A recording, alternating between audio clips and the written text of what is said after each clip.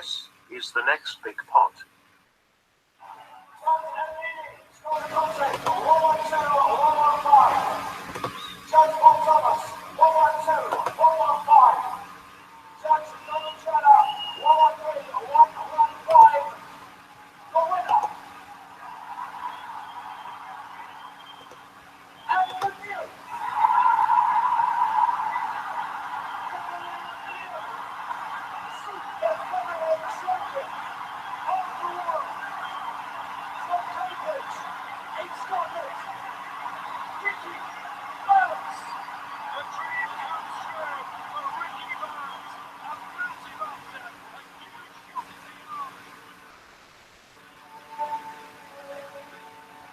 I laid out the blueprint. Yes, they gave him the decision. They gave him the fight. He beat me, but the blueprint is right there. Just look at it. I took it out of the vault and I handed it over to Canelo Alvarez. To be honest, Harrison's the biggest bully in Slam boxing. After your reaction to David Price after a Bowley calling me a midget, you know, I'll fight David Price any day of the week. You see, you pull from Liverpool. It's personal between me and you. Do you some serious big stiff in you? Okay, alright. Thanks a lot. Well, brilliant, like I say, for the centre and South Gloves Community Centre. Amir Khan gets the big fight with Pacquiao and the world champions, the lads that are coming through. It'll be a fantastic. I'd equate this to the Kronk in America way back in the time. You know what? Fuck Joe Gallagher. Fuck Joe Gallagher. Fuck Joe Gallagher. Fuck Joe Gallagher. Fuck Joe Gallagher. Fuck Joe Gallagher. Fuck Joe Gallagher. Fuck Joe Gallagher. I got him in the cage right now. The plan is to have Algieri knock Pacquiao out. Yes, but I still got him in the cage. He listens to me very well. I'm gonna let him loose. Round 10? Round 10 or 11.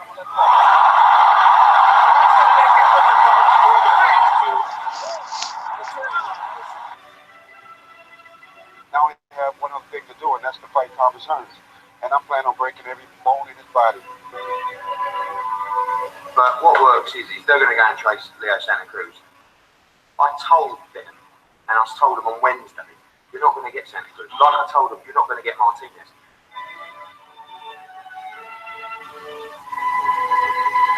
Now, coming to you live, the next big pod. Welcome back to the next big pod. This is the 100th episode. We're back after a sabbatical. If you're wondering why we were gone for so long, it was tiring being at the top. We were the best podcast in the country by some distance, and to keep that up, it's just difficult. Like, we know how Floyd felt after the Hatton fight. We just needed a rest. So we've had our rest, and what we've noticed in our time gone is that the Asylum is getting a bit greedy, charging for a podcast. So we'll bring back the best podcast free to air for the listeners. You never get greedy we're just around doing you all a a favour. note. Exactly. You never get greedy around a pound note. That's what Barry Owen always says. It's a pod for the people. The people's pod. So you've got the Asylum charging to get a podcast out on time. You've got that other one, that New Age pod, charging for some, I don't know what the fuck they're charging for, some tickets to a show to see him do it live because they're scared to say stuff. That albino dude? Yeah, it's him, because they're scared to say slanderous things like Joe Gallagher shags dogs. They won't say that. They'll edit that out. But, you know what you get from us. This is a podcast where Brian wishes death on people regularly. It is the albino, yeah. But it is, yeah. Fuck me, man. What a weird looking fucking guy. It's fucking. Yeah, you can. Put it this way: you can pay money to meet that freak, or you can come and listen to us for free. What are you gonna do? You know how when you get you Google kind of albinos and that, but there's that family. I don't know if it's for Africa or something like that. They're actually black, but they're albinos. And they look I know what you mean. Yeah. That's exactly him. Fuck's sake. And the fact is, he is fucking all Black Lives Matter as well, isn't he? Because he's right fucking racist when it comes to his boxing. Because fuck me, man, he's always going on about some. Is he not turning around and saying that Yardy would smash Ward as well? So, yeah, well, no. I don't think he's being serious with that. I think he's just trolling. But he doesn't look as if he can troll. He looks like a troll, but he doesn't look as if he can troll. Fuck's sake.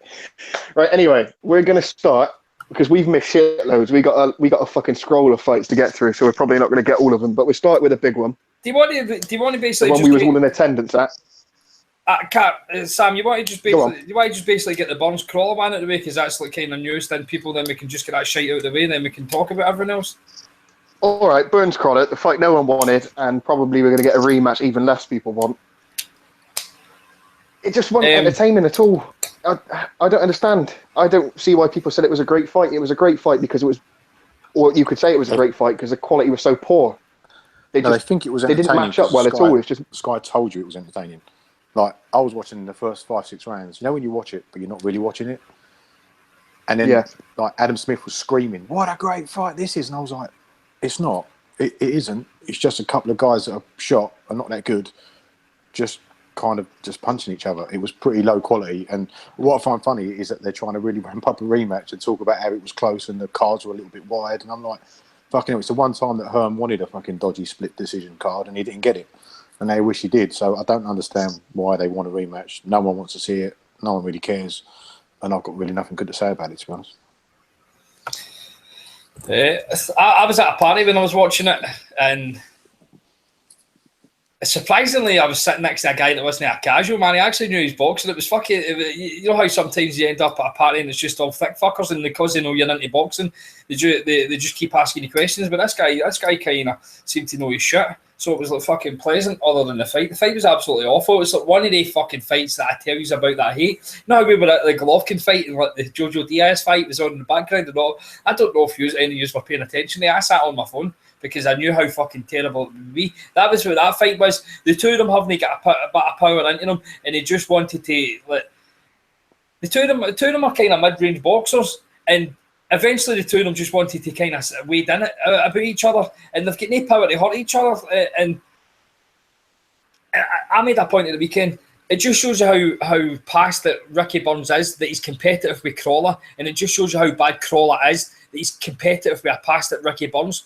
And I dare say, see if somebody like Steve Kimmer had said that, it would be poignant because it is actually pretty good. That I might write that down so I'll use that again. But it was really fucking poor. I think like after like 6 rounds, I had like Crolla 5-1 up, right? And I know people say that Burns came back into the fight in the last half, right? He did, but he didn't win all the rounds.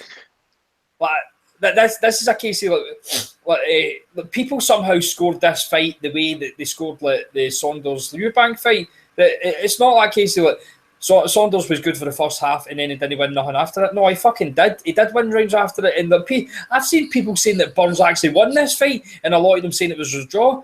I gave it like 8-4 to Crolla, and I think I was being kind to Burns. See when Burns tagged like Crolla with a decent punch, Crolla would end up just coming back with a combination, and like Burns couldn't get out the way. I know people keep saying that he was catching a lot in his gloves and his arms, which he was, but I'm not going to like kind of like, no score a round to a guy because he's not catching them if he's been the most active. I'm not going to get to Burns because he connects with like 1 or 2 punches. That's like basically we'll go on to the Golovkin Canelo thing. That's basically we'll score it to Canelo because he was a flashier punches. No, everybody thought Ricky Burns was poor. Granted, the guy's got a right good gas tank. Like he did kind of come on and maybe he did start a bit slow, but he's done. I don't want to see a rematch, and I certainly do not want to see the fucking Josh Taylor fight now. I do not want to see that, and I know a lot of people want that. Oh, it's like the passing of the torch. No, I don't want to see that. Ricky Burns has been great for Scotland. I don't want to see him getting absolutely fucking smashed, which would probably happen. Crolla's easy to score rounds for because of his style, but he wasn't doing a great deal. The cleaner work was coming from Burns, but Crolla's just got that style where he's always on the front foot. He always looks busy, even when he's not. So, I mean, I didn't score it because I just really wasn't interested. I don't know about you, Carpy, but I mean, yeah, I thought. No, it's one of them fights, like you say, it's one of them fights where you sort of got the TV on, but you're watching it through your phone, seeing what other people are saying, seeing how bad other people think it is as well. Because you sort of lose interest. You can see from the first round that it's not very good, and then you sort of zone out and just say, "Well, fuck me," he thinks it's shit as well. And you know it's going 12 that sort of thing. Well. Yeah, so if that's another thing. If I know a fight's going 12 rounds and it's not like high level competitive, then I just think I'm a bit bored. I can't bother with it. There'll be a rematch because it's easy to sell. They could probably get a trilogy out of it if they can con Burns a win, and both get paid reasonably well, and they're not going to get hurt by one another, are they? But it wasn't close it enough. makes That's what sense I for don't Hearn understand. and the two of them. But it wasn't close enough. It doesn't Yeah, warrant a it don't rematch. need to be, does it? Once they start setting a narrative, then that's what reality, innit? That's what people believe. This guy can have it going from a one-sided competitive beatdown to within a few weeks it can be really close. He was hard done making by. it like it was Gatty ruled. I think a couple of the rounds towards like in the second half of the fight, they weren't too bad. But Jesus Christ, I mean, they was screaming on the commentary like this is the greatest fight ever. I was just, you know, when you think, am I watching what they're watching? I don't understand. So I just got the ump in the end and kind of zoned out. They must have thought it was going to be decent or a big viewing fight because they got Frost in for it, didn't they? And then they only get him in for the big ones. Not that he knows what he's talking about, but you know what I'm trying to say. Like they only draft Frost in if they think it's going to be like a big fight or people are interested in it. Oh, it's I might be. But maybe I would say, go on. No, on you go. Other than, well, Crolla is Hearn's biggest normal Saturday fight night fighter, isn't he? Because Bellew's now a pay-per-view fighter, so the only one he's got that can draw a decent viewing figure, I guess, on normal TV is Crolla.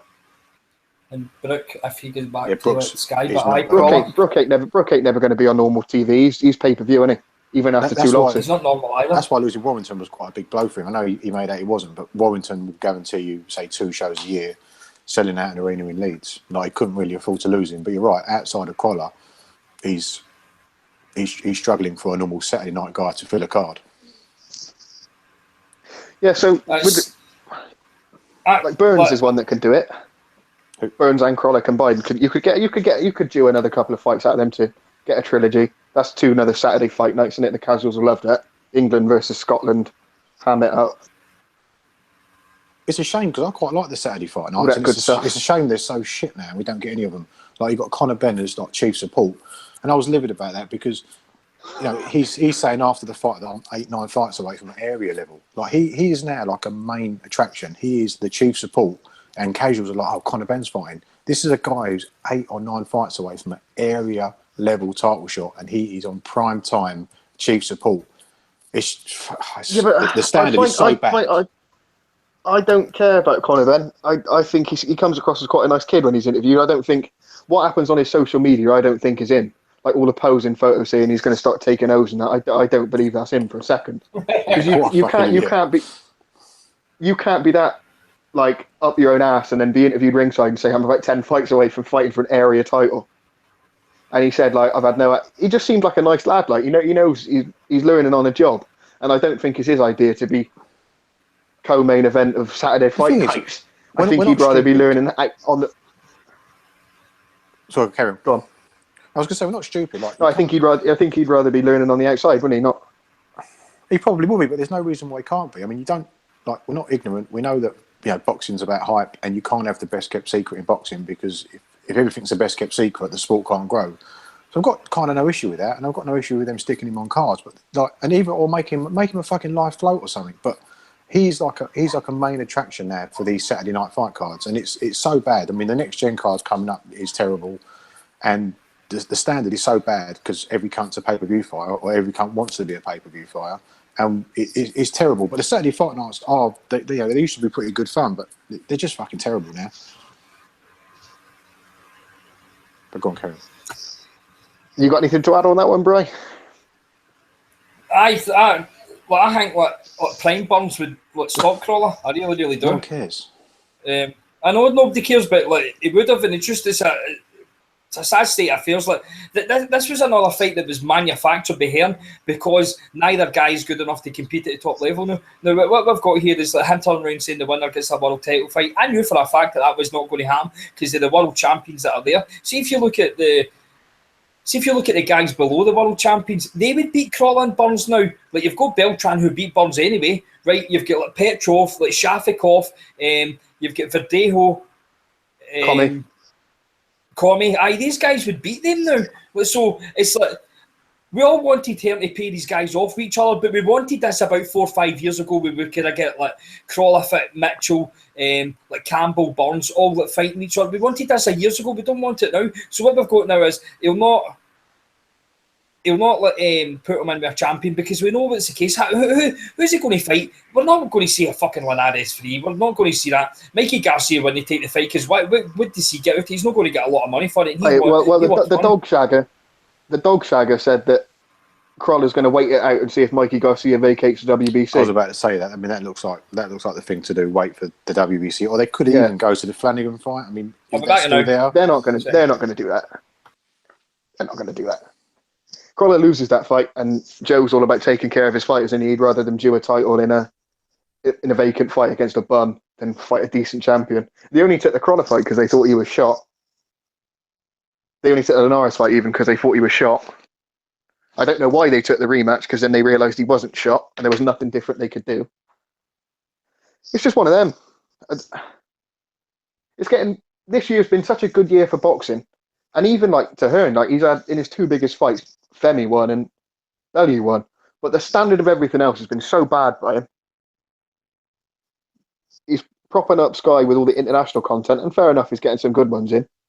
He's got their triple header on the Saturday night, and he was going to get Wilder and Ortiz, but that fell through. So that's where he's making it up. But his target market don't give a fuck about fights like that. They want the Crolla versus Burns. They want that sort of fight, don't they, where they think it's amazing.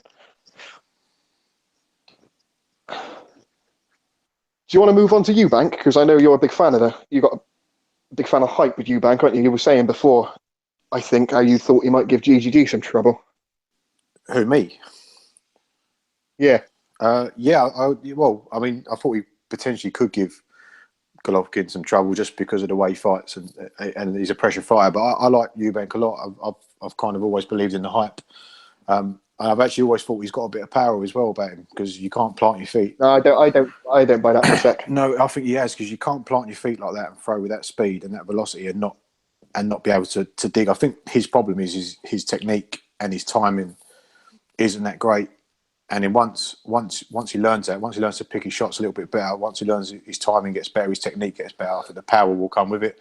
And you can't beat a left hook. When you throw the right hand and your body's already cold to your left side, you can just explode with a left hook. It's one of the best punches in boxing, and it was a good stoppage as well, because Yildirim, his eyes were in the back of his head as he fell to the ground. It was a good stoppage. I don't agree with that at all. The ref couldn't have seen his eyes because he was looking. The ref was the other way, mate. He didn't see his eyes. Yildirim went down facing the opposite way to the ref. It doesn't. It was waved off straight away. He was still on his stall 5-10 minutes later. His eyes went straight to the back of his head. It was a good stoppage. And ITV, they just don't really understand boxing, because if they had anything about them, they'd have put that fight on free to air. They put Groves Cox on free to air. And what they do is they do what every fucking promoter does. They just bribe all the judges, they bribe all the referees to make sure no fuckery happens. And if it goes to points, Grove gets the victory. And if Eubank goes to points, he goes to Eubank. And then they're going to have that could be a huge fight, Groves v Eubank. Huge fight. I'd like to know what your guys' predictions are, because Groves will destroy Cox, no question. Well, back to Eubank quickly. I don't see. Obviously, I see improvement in him, but the guys he's fighting, they're designed. They're all tailor-made for him. They're all come forward second-rate fighters, like Yildirim, but very good. Not at all. The best one he's fought was a shot Abraham. Let's look since the Billy Joe. He fought the Chudnov, who's shit. Then it was Spike with Hearn. Was that right? Then it was that Tom Farrell. Then it was Blackwell. Then that Reynold Quinlan. Abraham. And now this guy. You tell me who's good at them. Hang on. How many of them are better than what Callum Smith fought? I'm not talking about Callum Smith. I know, I'm saying they all look good on Callum Smith's record. All of those fighters will look good on Callum Smith's record. What do you mean? His record is that bad. I don't think it's terrible. It's not great. No, I'm the first one to slag people off a resume, innit? But until you fight someone at that level, you never really know. Again, the only person he's fought who's elite is Billy Joe, and he got beat. Since then, he's not fought anyone of that caliber. And now everyone's saying, "Oh, the improvements, Mark. You can see how good he's got." I like him. He's fun. He's fun to watch. But people are crowning him this killer. After this one knockout, him a killer because I've been Blackwell. He beat him from pillar to post, and obviously that was a tragedy. Unfortunate. Good performance, though. Spike quit because his eardrum hurt him. Abe always goes 12. The Quinlan go 12? Was that a 12 round? No, I think it was a mercy stoppage. Wasn't it 10-11, something like that, I think? Well, still, he never had him down. He was never in too much trouble. Farrell stopped him. He's a bum. Chudanov, did that get stopped, a mercy stoppage as well, or did that go 12? But he was beaten from pillar to post. I just can't remember. So what's your point? What are you saying? Let's say he ain't got no power. He's got no power. It was a perfect punch. The perfect punch he hit with, and I still think that was a bad stoppage. I know I'm hating, but I don't think he's got power. He was still on his stall for 5 minutes. He was still on his stall for 5 minutes. Well, I didn't see after that because I switched over to all over the place. What was a bad stoppage? Yildirim. The Eubank one on the weekend. You know I'm all for like fucking seeing people getting carted out in a coffin, but he was never getting up for that. He was fucked. He was up, mate. He might not have been with it with his legs, but he was getting up. Right, didn't he complain? No, nobody complained. If you watch it from the referee's camera, if he was mic'd up, his eyes just literally, it's like the Undertaker. Fucking hell. Fuck's that. What was that? That was fucking Saw film, wasn't it? Yeah, his eyes just roll into the back of his head. I mean, do you think Groves can stop? Do you think Eubank can stop Groves? Yeah, but then no, I don't think it'll be like flat out on his back like he was against Froch. If he stops him, I think it'll be an accumulation sort of thing. I don't think anyone's saying he's got killer power. I just think he's got enough power to stop, I think, quite a lot of fighters. And I think you'll find he'll get stronger, and his punches, once he starts tightening up his technique, I think you'll find he'll start stopping more people. I don't think he'll be blasting people out like he did, because that was a perfect shot. But it'd be like the Bellew Makabu shot, that left hook just absolutely iced him. But there's no way that he's feather-fisted. Absolutely no chance. I'm not having it. Groves only gets stopped with one person, and it's a guy that was fucking leathering all sorts of people. Yeah, but this isn't a peak Groves, is it? I think. I mean, I don't know if you want to just quickly get onto it, but I think a peak Groves beats this version of Eubank. But I don't think this is a peak Jules Groves. And yeah, winning the world title might have lifted some weight off his shoulders. But I always get the impression with him now, he's kind of one fight away from disaster. Almost he's like one fight away from retirement. And again, we won't go into it now because we've done it before, but if you go through Groves' career, it's a fucking emotional roller coaster. Some big highs, a ton of lows. And I just get the impression with him that he hates boxing and he can't wait to leave, but he's also obsessed with it. So what us? No, Groves. Yeah, us as well. Yeah, pretty much the same as us. But I mean, that fight between those two, it's almost like, reminds me a bit of like Vlad v Femi, where anything's on the table. Even going into the fight, like after 6, 7, 8, 9, 10 rounds, anyone could win on points, anyone could win by knockout. But I worry that I think Eubank might just have the style that could cause Groves a lot of problems. So you say you'd be shocked if Eubank stopped Groves? This version of Groves? I don't think it's a bad Groves, to be perfectly honest. He's not great, but remember that this is him just getting really used to a proper trainer, sticking with one for a while. So we need to see what he's like again. We know Cox isn't great and all, but we just need to see if Shane McGuigan's a wee bit more far along with regards to his Eubanks. If he's going to stop him, it'll be Eubanks' work rate that does more damage to Groves than his punching power, or lack thereof. Because Groves will get pushed off the cliff, won't he? Groves can dominate for 4 or 5 rounds, but eventually, keeping up with Eubank is going to take his toll on him. And could Eubank take his power? What was that? Eubank looked as if Eubank was shook off a fucking Spike O'Sullivan. Yeah, he was, and at one point, I know he was pissing around in a fight looking at Billy Joe, but Blackwell clipped him and his knees dipped a bit. So he's. I know saying he ain't got his old man's chin is not a knock on him because his old man had like a chin of the gods, but he's not got that if that's what he thinks he has. And Groves got enough power. Like you see Froch, and Froch had again a chin made of granite, and I don't know how the hell he got up from that shot that Groves hit him with. If Groves hits anyone with that, they're going to sleep. I don't think he's got that anymore. I don't think he's got that anymore. That jab. We talked about before. He had the best jab in boxing, but that's gone. I thought it was definitely in the British boxing. He had one of the best jabs in world boxing. Like if you look at, we won't talk about it in detail, but the Huey Fury fight. I mean, how annoying is that jab? Just flicking, doing nothing with it. Groves had a legit, vicious, venomous, spiteful, powerful jab to the body and the head, but that's gone. Like the Chudinov fight, it just wasn't there. It was there in like patches, but that's gone. And I think Eubank, if he can take that power, I think he could definitely walk him down and stop him eventually. That's a great fight, though. We should go to that fight. I might end up looking like a bit of a dick here, but I think the world title will be the making of Groves. He's finally got the monkey off his back. I think he'll grow into it. But he goes two ways, though. He's obsessed with that world title, and he's got it. So I don't know whether Groves is like, I've got it now, I'm done. But as you say, he could go the other way, and he could go weights off my shoulders. And I'm having it. I don't think he's got one of the. I don't think he's got one of their mindsets. I don't think he wants to hang around to get embarrassed again. No matter how much money it is, because that Frotch thing, like you say, it's like mentally fucked him, didn't it? And it's took him ages to get over it. If he has to do another one of them against Eubank in front of millions of people again, I think the next time Groves loses, send him back to square one. I think the next time he loses, he could retire. He's on a night. His career's on a I agree with knife you. I don't see him rebuilding again. But then, whose career ain't on a knife edge at that sort of level? If you get sparked out, yeah, it's you're more only than that. one Just defeat because away from wanting to jack it in, aren't you?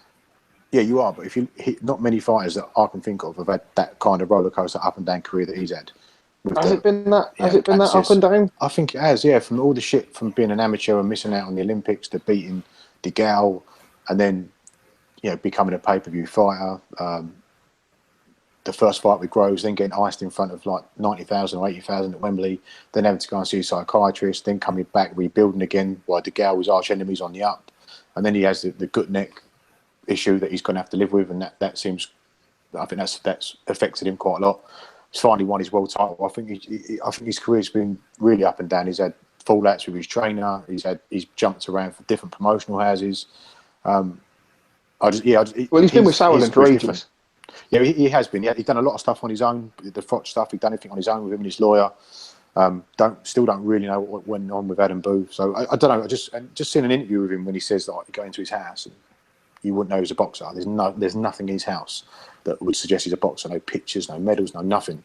He just strikes me as a guy that it could just fall apart and unravel for him very, very quickly. But Eubank gets shagged off his dad, so at some point he's going to have a meltdown. Yeah, that's coming. That. Heard it here first. That's what he said. So just give me your predictions then. For obviously we all think Groves will stop Cox. I think that's pretty much a mismatch, to be fair. I don't know what you guys think.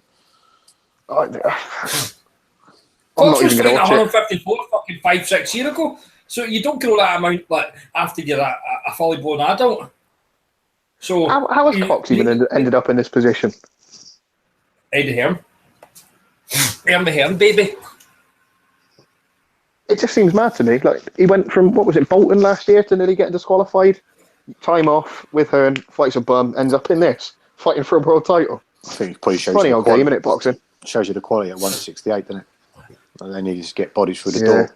And Groves picked him for Groves will beat Cox. Gun to my head, I would say. Eubank beats him, but not because he's better than him. Just because Groves falls apart under the work rate of Eubank. Do you think Eubank Groves is getting shifted to 02? Yeah, you'd have to they say a stadium fight, aren't they? I wouldn't shock me. They're saying a stadium fight in February. Well, they talking Chelsea, Brighton or something. Yeah, Stamford Bridge, something like that. It's a huge fight. It's a huge. I don't know. Again, I don't watch much TV in terms of like normal TV, but if I'm head of ITV Sport, I'm showing that Yildirim clip, like that, just 10 seconds of it in between all fucking Coronation Street and shit, just saying, Eubank back in February or Eubank back in January, because that is it pains me to say it, but you give Eubank Groves to Hearn, that's a huge fight. A huge fight, if promoted properly. It's a great fight. Do you think it's too huge that they both think this ain't worth our time? We can do this separately and make a lot more money, and it fucks this whole tournament up. It depends what the contract says, because I mean the Sauerlands were quite. I suppose they're locked in tight, aren't they? Because they knew this could happen, so they must be locked in. Well, that's why they said that you can't cherry pick, because Hearn was quite candid in his interviews and said, "I don't want it all, but there is a handful of fights I really want." But the Sauerlands were like, "No, it's going. Whoever takes them all." So you'd like to think it's watertight, but again, money talks, and I don't know. I do think that's a huge fight. I think that's a really, really, really big fight. Outside of Fleming, I would say Eubank's the second biggest draw, or second most recognisable name anyway. If you put the name Chris Eubank Jr., people would just go, "Oh yeah, I know of him," just because he's an old man. You'd put Groves in the top 5 as well, wouldn't you, because of the Frotch stuff? So yeah, it's a huge fight. It's a massive fight. All British encounter, and everyone loves one of them. And also, I know he's got the IBO, but it's a semi-final, the tournament going through to the final. Groves will still have his world title. I know it's not a real unification, but it's got everything there. It's got all the ingredients there. It's a fucking cracking fight. It is a cracking fight, and it probably does sell a stadium as well. Not like 80,000, but close to it.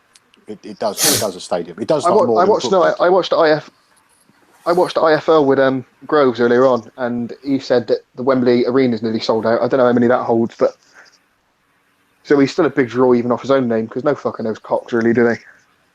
No, it's a fucking wicked fight, but I don't know why ITV insisted on sticking both of those quarters on pay-per-view. It just seemed ludicrous. Yeah, but I mean, how much money would they have made from that? I don't really understand. It's just, I don't know. It depends how much they had to pay for it, doesn't it, as to whether they need to do it to recoup some costs, but I guess we'll never know. No, this is true. But me and Brian got into an argument with Leon in one of the DM groups we've got about it, because he was like, no, everything's for free, and I'm like, no, it fucking ain't. You wait and see, and we was proved right.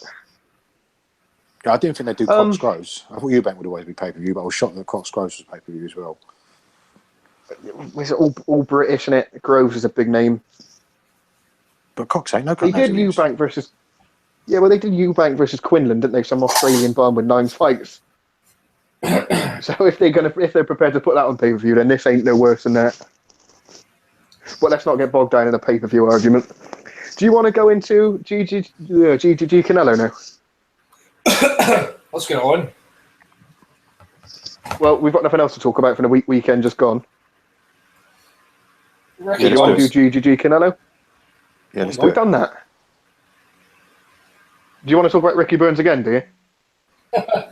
Fuck Ricky Burns. I'm out there. Right. Obviously, we was there. Me and Macho was going a bit like Canelo fanboyish and getting on Brian's nerves, but it was all good fun. Man, it caused some quite heated arguments in the WhatsApp chat. A few threats of violence have passed around. Brian refused to watch it again because he didn't want to get his scorecard changed, I think it was. But anyway, I've watched it a couple of times now and I've had it 7-5. I've always got Canelo winning the first 3 and the last 2. I could make a case for Golovkin getting the 12th. So I could have it 8-4. I can't see how Canelo wins that. And you know me, if there was a case for a draw or a Canelo win, I'd be all over that. Because I love me some Canelo. I know, Macho, you've got it a draw, haven't you? I have. Just give me 2 seconds. Let Brian take over. I can defend my card, but let Brian go. All right. I'll jump in a sec. I definitely don't. I thought before you start, I just say that Yeah, I know you argued with me about this, didn't you? What do you have? It 2-1 G or 2-1 Canelo? 2-1 Canelo. But right. I even said at the time when we were watching it live, that I thought it was 2-1 Canelo, and then when I watched it back, because me and Macho was like 3-0. He's a Euro bum. Then Macho's getting it. It could realistically be 4-0, and I'm like, I'm getting up here. But I had that. I think it was 3-3 after 6 rounds. Well, same as me then, but you just got to it a different way. I think I gave Canelo the 6th round, maybe. Not maybe. I think I did. I gave Golovkin one of the first 3. I can't remember it because it's in my Box Nation app, and because they've not updated their app, I can't use it on the new iPhone update. Have you not posted a screenshot of your scorecard to one of your Twitter accounts? I swear you did. It's got about fucking 50 of them. Yeah. Right, so Macho, you definitely had it 6-6. Yeah. So. Yeah, I'll let Brian go because I've been chatting a lot. So I'll let Brian have his go. But yeah, I had it 6-6, and I can defend that. But at the time of the fight, I actually said that even though Golovkin won that fight, and I don't think there was any dispute that he won it, I don't even believe it. Canelo done enough to win 6 rounds. I refuse to acknowledge people that gave Canelo. I just feel as if they're trying to give him the total benefit of the doubt of the rounds to give him 6 rounds. But what I did say was I was more impressed with Canelo than I was with Golovkin. Basically because Golovkin, at times you had him on the ropes and he just refused to do it. I understand that Canelo's quite a good counter puncher and he didn't want to keep getting tagged, but that's mythical chin. Surely he should have risked a bit more to be a bit more aggressive. Like, at times he was like, just standing right in front of Canelo. Canelo wasn't doing nothing, and Golovkin was kind of just like pawing out the jab, not to try to look for like space. Instead, he maybe like going to the body to open them up a bit. Like, he just refused to do it. But I was really impressed with Canelo. I thought he would fucking totally gas and get stopped late. He didn't. I thought his upper body movement was over exaggerated before coming into this fight. I just felt people were trying to look for a narrative and deliberately going his upper body movement, and I kept stating the fact, look at who he's fighting against. But a lot of the guys, there's nothing coming back, so of course he's got to look good. He's not going to tire as much for him because he's the one that's like dictating the play, but this guy's just going to keep walking him down and he's going to tire. We'll see that. But Canelo, I felt like he did run a bit, and if that was fuck that. No, he did. He deliberately fucking moved away constantly. I thought he had concrete. Honestly, to run.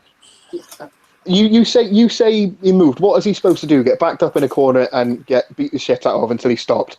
What is he supposed to do? I don't understand this. Oh, he kept moving. What is he supposed to do? Hold his ground and just get tagged constantly? Why? I was going to the opposite. Because a boxer, you don't go to the opposite end of the ring like Lara done, and they shat on Lara for doing the exact same thing. Canelo want art to find in that. He wasn't running like Lara from corner to corner. He wasn't hard to find. Not at all. But Golovkin just find him. Yes, he couldn't tag him clean. And I gave him the fight because I can't score rounds to Canelo when all he's doing is standing on the ropes with upper body movement, throwing the odd shot back. Canelo wasn't busy enough in the mid part, from the 5th to the 10th. He got worked over. But he wasn't hard to find. He never ran. Not one point did he run. It's just lazy. It's just an excuse. It's an excuse for Golovkin fanboys. No, Canelo just showed you that he was terrified of Golovkin because he was refusing to fucking stand there and fight. Terrified, yeah. Yeah, of course he was. Of course he was. He went 12 rounds with him. Tell me. Oh yeah, Matthew, you're scared to death, mate. Of course he was. He was climbing out the ring. Tell me the other time that he's fought somebody that style, he deliberately changed his fucking full style for a guy because he didn't want to. Oh my days! I don't understand this. What is he supposed to do? Fight the same way and lose? Fight in the same way, or try and change it up to win? Who knows he can't win then? You're punishing him for changing his game plan. I don't understand. Who knows he can't win the fight? It's madness. Well, you tried to win. What are you talking about? You tried to change it up to win. So, but he couldn't win. So that means if he went in there and fought like he did against Kirkland or something and got banged out, and be like, oh, Canelo's fucking shit. He only does the same thing. He's got one game plan. He changes it up. Oh, he's fucking shit. He ran. Hang on a minute. Golovkin's supposed to have the best. Golovkin's supposed to have the best jab in boxing. He's supposed to have the best offensive footwork. He's supposed to have pound for pound one of the heaviest punches, and Canelo's supposed to have the worst feet in boxing. Yet somehow Canelo ran. That doesn't make sense. If you do the math, none of that adds up.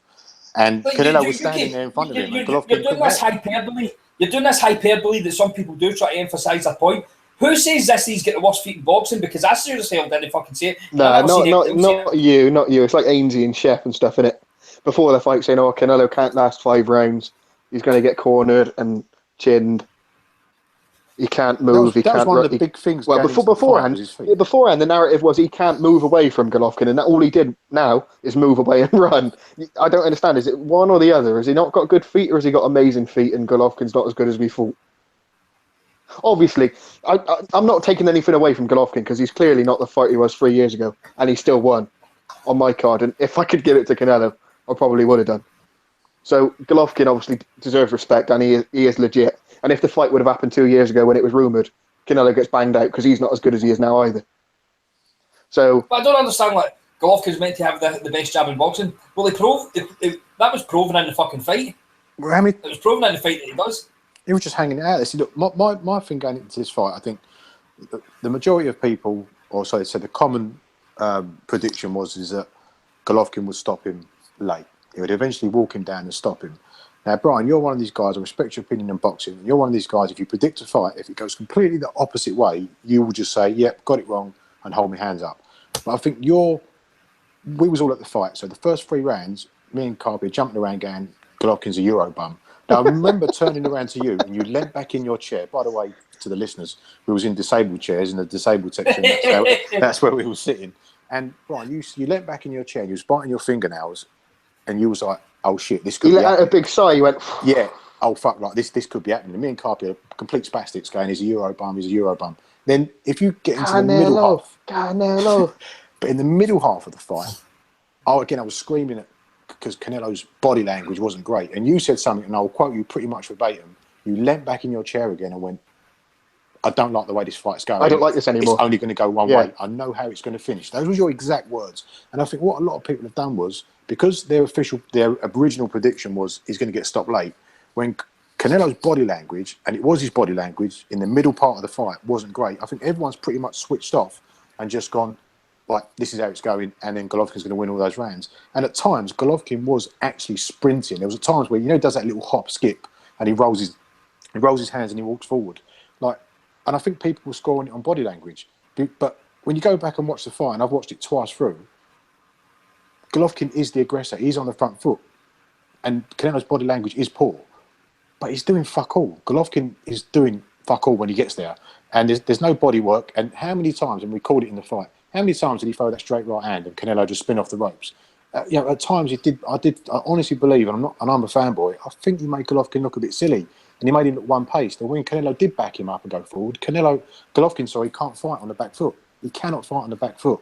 And I do think if they fight again in May 5th, and we'll probably all be there again, I think Canelo beats him. I think he beats him. I don't think Canelo's got.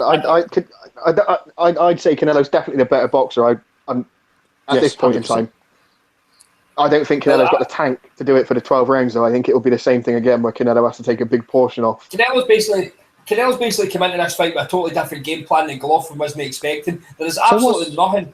So why didn't he adjust then? Why didn't he adjust to it if he came in with a plan that he wasn't expecting? Why did he not adjust? Why did he not change on the fly?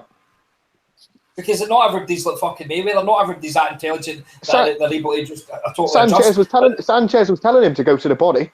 But he didn't listen. Many times have you watched a fight in the corner telling somebody to do something and they do the exact opposite? But if you're supposed to be one of the top 3 pound for pound in the world, you surely should be able to take instruction, go out and implement it, or change it yourself. He still won the fight without actually having to fucking go to the body. So yes, I know, but you're making excuses for him looking bad, saying Canelo did something that he wasn't expecting. I'm turning around and saying, I'm telling you how I feel that Canelo can't win the fight because Golovkin's seen as much as Canelo's going to be able to do. Nah, Canelo can.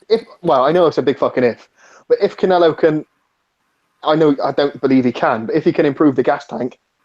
So basically, what you want is you want Canelo to start fucking battering the peds to be able to EPO to basically get endurance up. Yeah, let's get him on some Mexican supplements. Fuck the WBC. We don't want to fight for their belt anyway, so we can fight their clean program off. Well, get Golovkin juiced up. Kevin Owens told me he's juiced up, so Golovkin can get juiced, and Canelo can get juiced, and we can get a better fight.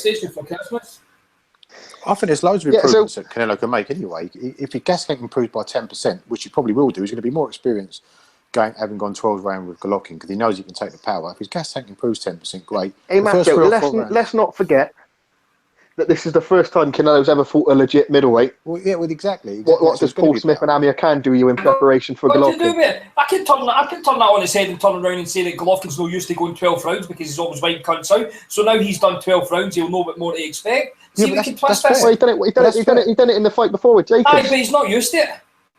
Yeah, but that was Jacobs running as well. I forget. I forget about that. Oh yeah, obviously he was too big and he ran away. The ring was about 25 million feet long. Look.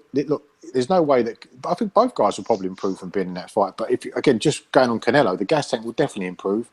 He's got that 12-round experience. He can take the power. One thing that he did neglect was the body. First 3 or 4 rounds was a lot of body work. He went 12 rounds with Campbell. Yeah, but this is going with a 12 rounds with fucking Chavez. Yeah, fucking Chavez was just a fucking walking corpse, wasn't he? Yeah, exactly. And he's still This is 12 rounds in a proper competitive fight, innit? Chavez should go to cruiserweight. He'd get on well there with all the other monkeys. Competitive for most of it. I would say it's definitely the best. I don't know if it is the best fight I've seen live, but the whole emotion in that, I would say it is. It was brilliant in that arena. Absolutely class. For the first 5 rounds, I was saying to Brian, fuck it, Gary Ward, this is brilliant, this is high level chess. And Brian, now you know, I hate bum fights. And then, like you said, I think it was round like 8 or 9 or something. Brian was like, I don't like this anymore. I think it was round 7, and that was It was, the and first then- round. It was round 7. I But think then he said Canelo kicked. Because I don't dislike Canelo. I like the two of them, and I don't want to see fucking one of them get layered. This is like I go back to like Taylor Burns. I don't want to see somebody in a fucking bad ending. See if I really like two fighters, and I've not get like a dog in the race. It can be enjoyable, but sometimes I'm fucking saying, "Oh, I don't want to see somebody fucking smashed." Other times I want to see somebody in a coma. The sad thing with this fight, though, I think the sad thing is so much emphasis on those scorecards, and again, there's a lot on the 118, 110, and when they read it out, everyone was like, who the fuck's that to? But there was 2 other close scorecards, 114, 114, 115, 113. But not to say it wasn't close, but I don't think it's a close fight. Like, It's like Mayweather we was and buzzing when they read that. Well, Matthew, let's not pretend that we went buzzing for Canelo when they read that 118, 110. It's like, they're going to fucking rob him. I would have taken the robbery all day long. But what I mean is, I think we've come out of that fight, and what people have forgotten is that Canelo proved himself as legit, as an elite level fighter. I've told you this. I said he impressed me more than Golovkin. Yeah, but you're just one man. No, we're not. We know you said it. It's the ones like Shap and Ainsley who are still saying that Canelo's shit. He's clearly not shit. Well, Clearly, and that's all I was saying beforehand. That's the two we converse with most of the time, and that's all I was saying before this fight. Even when it was being made, all I said is Canelo can win. Let's not pretend that it's just some walkover and he's going to get demolished. It's not going to be a fight like that. And although he lost, I was proved right to an extent. He was, and I think when we broke the fight down by attributes, the ones we gave to Canelo was, we gave him sort of punch selection, speed, combination punching, said body punching upper body as well, movement, body punching, and he proved that in the fight that he had all those. And one of the big things that he would do again in the next fight, he was the body work. 3 or 4 rounds, he was doing a lot of body work. Golovkin didn't like it. What was that punch, Brian? It might have been in 5 or 6. He punched out of a clinch. He hit Golovkin with a hell of a body shot, and he did not like it. But again, the gas tank and his body language, he kind of stopped. He stopped working the body. I actually think Golovkin probably is glass of the body. He's like Kovalev, glass of the body. I don't think he liked that body work. But what did Golovkin do? Canelo's sitting on the ropes going, come on then, let's do something. And what's Golovkin doing? There's no body work. He's just pulling his jab out. The fact that Canelo was spinning off to his left side, this is what I don't understand. Like, he's like a massive amateur background, right? He's like undefeated professional boxer. Yes, Portugal, come on, right? Could he not see that Canelo was spinning his left all the time? Why couldn't he kind of throw a right hook to try and catch him while he was spinning? Surely the fact when he was spinning, his guard was down a bit and all, he could have fucking caused some serious damage. I don't understand why. The amateur background alone, gives him so much experience. I don't understand why he wasn't going to bloody know. Granted, Canelo's a really good counter puncher, right? And he maybe didn't want to get caught with that uppercut, but you're going to take a fucking chance. But he could even, we called that during the fight, that the amount of times he's done it. We were all saying far right hook, but even his footwork, he could have feinted and just shifted over. He could have cut that exit off if he just used his feet. He's obviously not got Hatton's kind of quick feet. You know how Hatton would obviously kind of pivot to his right hand side so he could dig into the body. But that's maybe something he should have been trying to go. Maybe kind of go right to pivot out the way so he was kind of facing into Canelo's fucking ribs. I know this is a stereotypical thing, but them Eastern Europeans, they all like to be mid-range, really, don't they? Get you on the end of the punches. They don't like to be inside too much. But he does like to fight off mid-range. He's not an up-close fighter. And this is what I've always said. I was to beat Golovkin, you're going to be able to have to take his power and able to fight inside. And as I always said, Ward would be an absolute fucking nightmare for him because he can do both. I never ever thought Golovkin could beat Ward, and not once, just because of that style. And we've seen it with Willie the Worm. He was it Willie the Worm that got a bit of success when he just says "fuck it, I'm getting leathered here at mid range" and went up close for about 2 rounds, and that's 2 of the rounds that he won. Yeah, Martin Murray did the same. He took his leverage away from him. You get on the inside, and you could probably do a lot better. And Canelo's a good inside fighter as well, and that's why I think the problem was Golovkin. I don't think he couldn't. I think he struggled with the distance personally because when Canelo was on the ropes, he couldn't tag him. But Canelo fought a really smart fight. I definitely believe like Golovkin slapped him, but it shows you the fucking level that he's at. That he's beat the two best like middleweights this year while slapping. And my personal opinion, like maybe like Canelo can do like kind of tweak a couple of things, but the two styles that he's fought in is like maybe kind of fighting off the back foot, like counter punching and like moving the way he done, which I didn't believe he was able to do that. But Golovkin's now seen this. So if he's fucking smart enough and his trainer's smart enough, they'll have to like kind of like they'll be able to have to train for that, like and give him some sort of tactics if like he knows that Canelo is like moving. I mean, this kind of falls back. I know like Floyd was maybe like a bit too small, but that does show you that Golovkin has a bit of fucking baller with people moving. But I don't think he really had much problem with. I think people saying that. I had people saying that. The Jacobs fight was a lot fucking closer than the Canelo, and I don't think so. I think he had more issues. This might be me hatering, but at the time, there was a few of us that scored it to Jacobs. Ainsley did, I did. Matto, how did you score it? I had it to Golovkin, but just with the knockdown. See, no, it was close. So obviously, I didn't think. I think it was. I gave it something like 1-1-50, 1-1-5, 1-1-2, right? But it could have easily have been like a 1-1-6, 1-1-11, or even more. I really thought that fucking Canelo gave him more problems with his movement and his upper body movement. And like Jacobs at times looked as to see. He seemed as if he was happy with the way the fight was going, but I thought he was clearly fucking losing it. So I don't understand where people are like saying this like, oh. I seen some people that saying that this was like maybe an 8-4 or 9-3 fight, and I'm like, what the fuck are you talking about? And I heard somebody on Steve Kim's podcast saying I wouldn't have even been averse if like, the 118, 110, like 110 like card was for like Golovkin. I was like, what are you watching? Yeah, exactly. Like I can be honest enough. I was like, I wasn't impressed with Golovkin even though he won. I was sick for him. Like you could tell how gutted he was. But after the fight, like saying this is bad for boxing, but and that's nothing to do with the fact that it might be bad for boxing, but it's good for his bank balance in the long run, isn't it? So I'm sure 20 years down the line, he was getting the rematch anyway. He was getting the rematch no matter what anyway. How close that fight was, when the match. Oh yeah, I guess. He won. Well, it looked as if the way it was, and it probably still will be. He would get the rematch with Canelo in May, Saunders like fucking later in the year. Well, have we got any final things to say on it, or shall we move on to? Final thing. Go on. I was just going to say, Canelo's legit. 114, 114. Yeah. I actually think there's still a case. It's a really close fight. Great fight. I think it's easier for Canelo to make improvements in the second time round than it is for Golovkin, because Canelo, it's like you can throw more body work. You need to improve your gas tank to improve your output. Those are things that can be fixed. I think Golovkin learning to fight on the inside is going to be difficult. Learning to fight off the back foot is also going to be difficult for him. And he's going to be another, 6, 7, 8 months older. For me personally, Canelo beats him. Golovkin smashes him in the rematch. Thank you very much. Exactly. No, he doesn't. I can't even. Let's see. I just want to say that I'm coming across like a Golovkin hater, and that's not the case at all. I get a bit carried away because my love for Canelo is strong. I didn't realise you liked Canelo. I thought it was just one of these fucking kid-on hipster things just to annoy cunts. No, I love Canelo, man. I've always said that. I've told you that for ages ago. I think he's brilliant. I just like the way he fights. I like the upper body movement and the counter punching and stuff. No, it was never like Tommy Allen sort of trolling that. I genuinely do like Canelo. I think he's quality. And I just wanted... Yeah.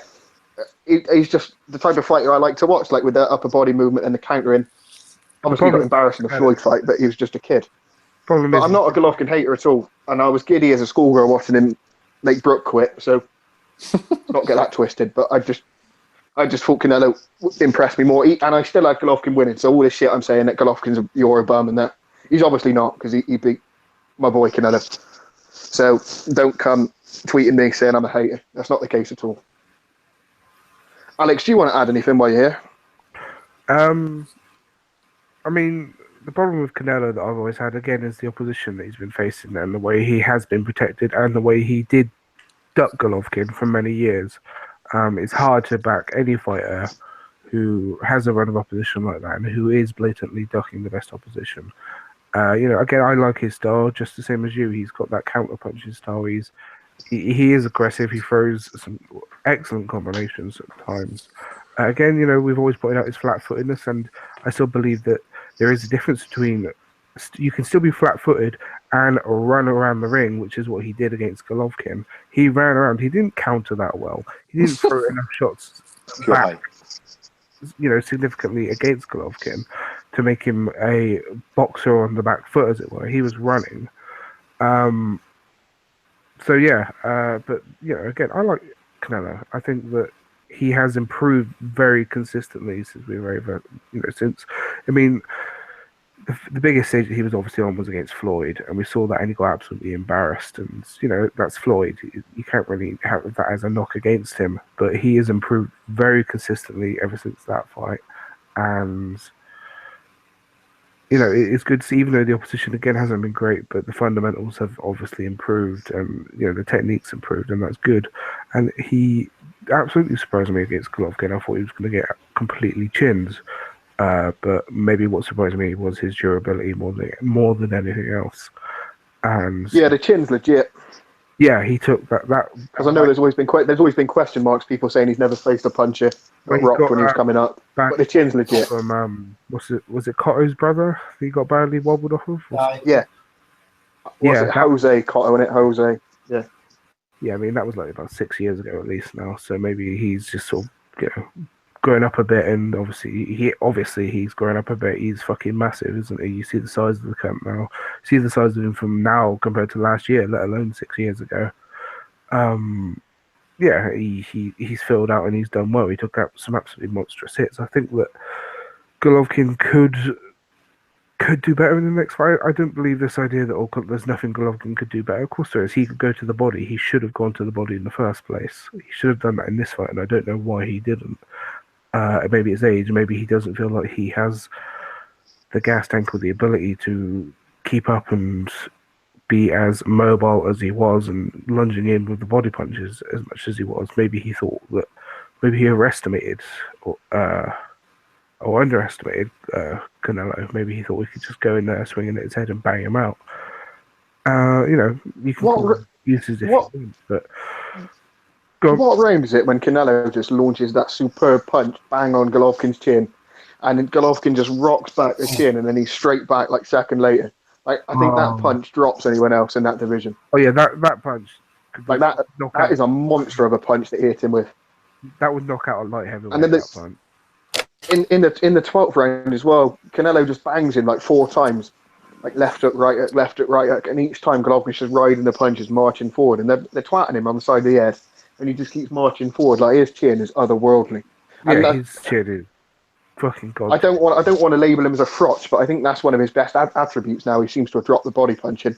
That chin. Sorry, can I just? I don't know how you heard it. Again, another problem that I've got is that before the fight, everyone was saying to us that Canelo couldn't bang, and now you're seeing loads of gifs going around showing the punch that he knocked Kirkland out with and Khan and the right hand that he threw on Golovkin. I'm not saying Golovkin doesn't have a granite chin, because he clearly does. But now the narrative shifted to what a great chin he's got. So again, it goes back to he's got terrible feet. He's run. So can Canelo bang now? You're putting words in people's mouths. Again, selective argument. I don't agree with you. So are we saying everyone has said that Canelo's got some power? Yeah, of course he can. Right, okay. The argument is. Yeah, well, I'll admit, I said that his power's overrated because he's been knocking out fucking cabbages. Yeah, it is overrated. That's the point. It is the fact that he's been fighting bums and he's been knocking out. His chin's legit. His boxing's legit. He's got better. But one more thing before I go. I heard people that turn around saying that Floyd deliberately fought him when he was younger and all that. Like when he fight now. I tell you what, see that Floyd that fought like Canelo in 2013? He would still fuck this Canelo up big time. I don't give a fuck. I was like Floyd, like an L guy, and he was still fucking prime Floyd. Floyd would school this cunt. You know how his upper body movement? It would make no difference because Floyd was the best timer in boxing, and he would have tagged him fucking silly. Suck my balls. I've said this before, but I think that Floyd that beat Canelo so easily would probably beat Golovkin. Do you think that the Floyds that fought the 152-pound Canelo would beat the fucking monster 160? Well, he'd boil Golovkin down because Golovkin said he'd go to 154. I do think he would still beat Canelo. This version of Canelo. No, I mean, if Floyd boiled Golovkin down to 154 and they met at 154, do you think the Floyd of that day, Floyd that night, would beat Golovkin? Yeah, because of course he would have. He would have done. Of course he would. Yeah. We've seen Golovkin struggle against this version of Canelo. And Floyd's way better in all the departments. Yeah, I agree. Getting spammed with Selena, Buffy, Scarlett, and Regina. Who the fuck are these people? Here to talk to the hot girls. Oh, I'm getting my hole. Right, let's move on for this because I began to get fucking. Shall we move on to the circus? Shall we move on to the circus of Floyd, Conor McGregor? For fuck's sake! Well, I never watched the fight, so. You still not? Did you not? I thought you said you wanted to talk about it. I want to talk about it because I want to talk about my fucking man, Badu the Ripper Jack. All right, let's talk about Badu the Ripper Jack then, not Floyd, because he can fuck himself. Joey, are you listening? Are you there? Your boy got ruined. Absolutely iced. I heard somebody on Steve Kim's podcast saying, questioning Badu's cleanliness. If I say it like kind of polite way, the fact that it was like cleanliness. But kind of thrown over 100 punches, and I didn't kind of pay attention. I just said I was like, "Fuck me, Badu's looking fucking trying to fight." But see if I get back to it, and he is meant to be working with. I don't know if he still is, but he is meant to be working with like that Memo Heredia and punches, and that's not Badu Jack's like normal style. He likes to just kind of throw counter punches and just be methodical, but. But that's what cleverly makes you do. The way cleverly fights sort of makes you do it as well, because he's always in your face, so you're throwing to get him away from you. So you get dragged into Cleverly's type of fight. He fucks up Stevenson, and he would have gave Ward trouble. I don't know about Stevenson because he's got the touch of death. If he hits you, he's got the touch of death, but he beats Campbell. He's not as good. I think he beats. Again, people are slating me for this as well. I'm a massive Kovalev fan, but rightly or wrongly, Ward has took his soul, and I believe wrongly. The first fight was a robbery, and the second fight he was hitting the bitch. That's the only thing that he took. It was his fucking balls. But I think it's mindfuck Kovalev because he's still moaning now, saying like son of judges and all that stuff. Just get over it, get yourself a trainer, come back, go again. It was Kovalev fighting Shabransky. We'll see from then. We can gauge what Kovalev is or isn't from that fight. But yeah, Jack's legit. I don't know if he beats Kovalev. I wait and see till the Shabransky fight. But I think he can beat Stevenson. But you just got to avoid that hook, ain't you? Because if you hit from that, I'm telling you now, get sent to hell. I don't think Jack has got any fucking chance of beating Kovalev. I met Jack in like Vegas. I don't know what news were. I went out to meet every cunt. He's not big. He is not. See, like I met Groves in Belfast, and I was like, that guy's fucking huge. How he makes super middleweight, I do not know. Groves is far bigger than Badu Jack. Far bigger. Jack's not a light heavyweight. He is definitely not a light heavyweight compared to the concept. How big is Andre Ward? I've never ever seen him. I didn't see him. But you seen Andre Ward? You seen Andre Ward? Everyone says he's fucking massive though. Who? Everyone keeps saying that Andre Ward could be like a fucking cruiserweight. I didn't think he looked big against Barrera. Barrera's a big cunt now, I thought. Might be wrong. That's what we were talking about. Badu Jack. I just thought it looked tremendous, man. And he didn't make Cleverly quit or nothing, but the fight had to stop. He had absolutely nothing. No, I think the thing I've said this before, we give fighters a pass. Well, I don't personally. I hate that when people say, oh, he's fighting down to his level. It's bullshit. When you're an elite fighter, when you're fighting levels above someone, you've got to keep the hype going and you've got to deal with these people in style. Now, if Jack goes 12 rounds with Cleverly, which he could have done, the buzz around Jack drops, but you beat what's in front of him, you beat him in style, and he wasn't a great version of Cleverly, and he's retired since.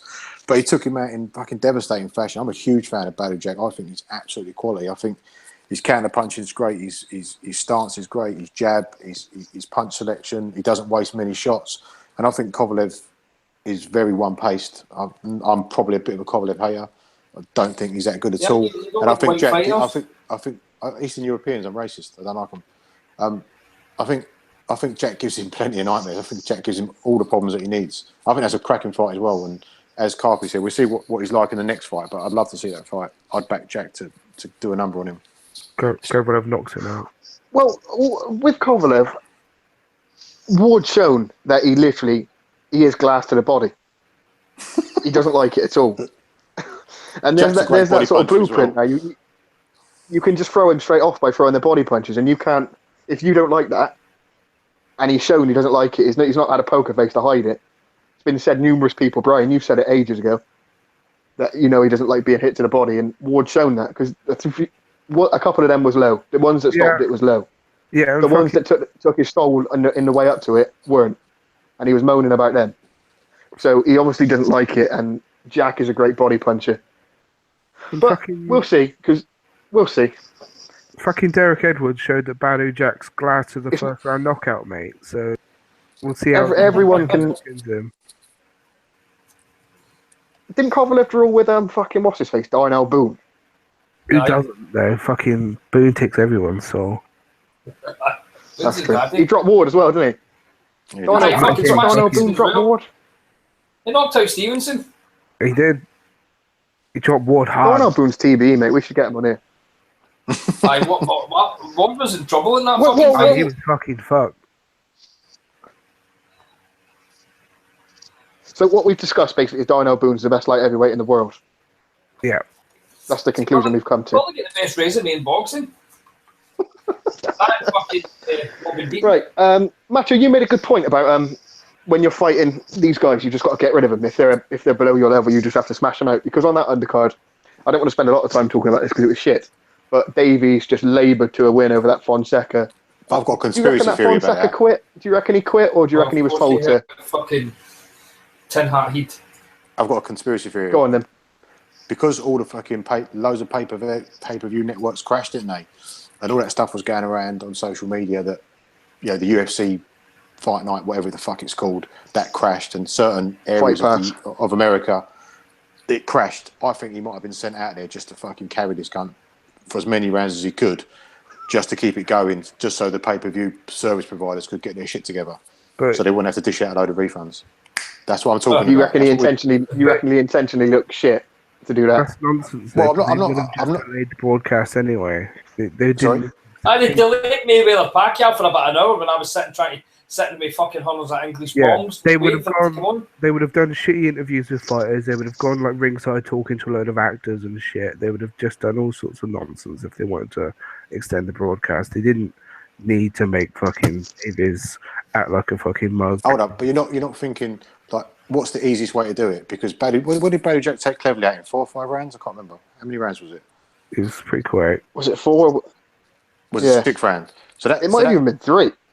Yeah, was it 6? Fuck knows. But anyway, it's a lot more difficult just to string something out for an hour. Everyone starts getting restless.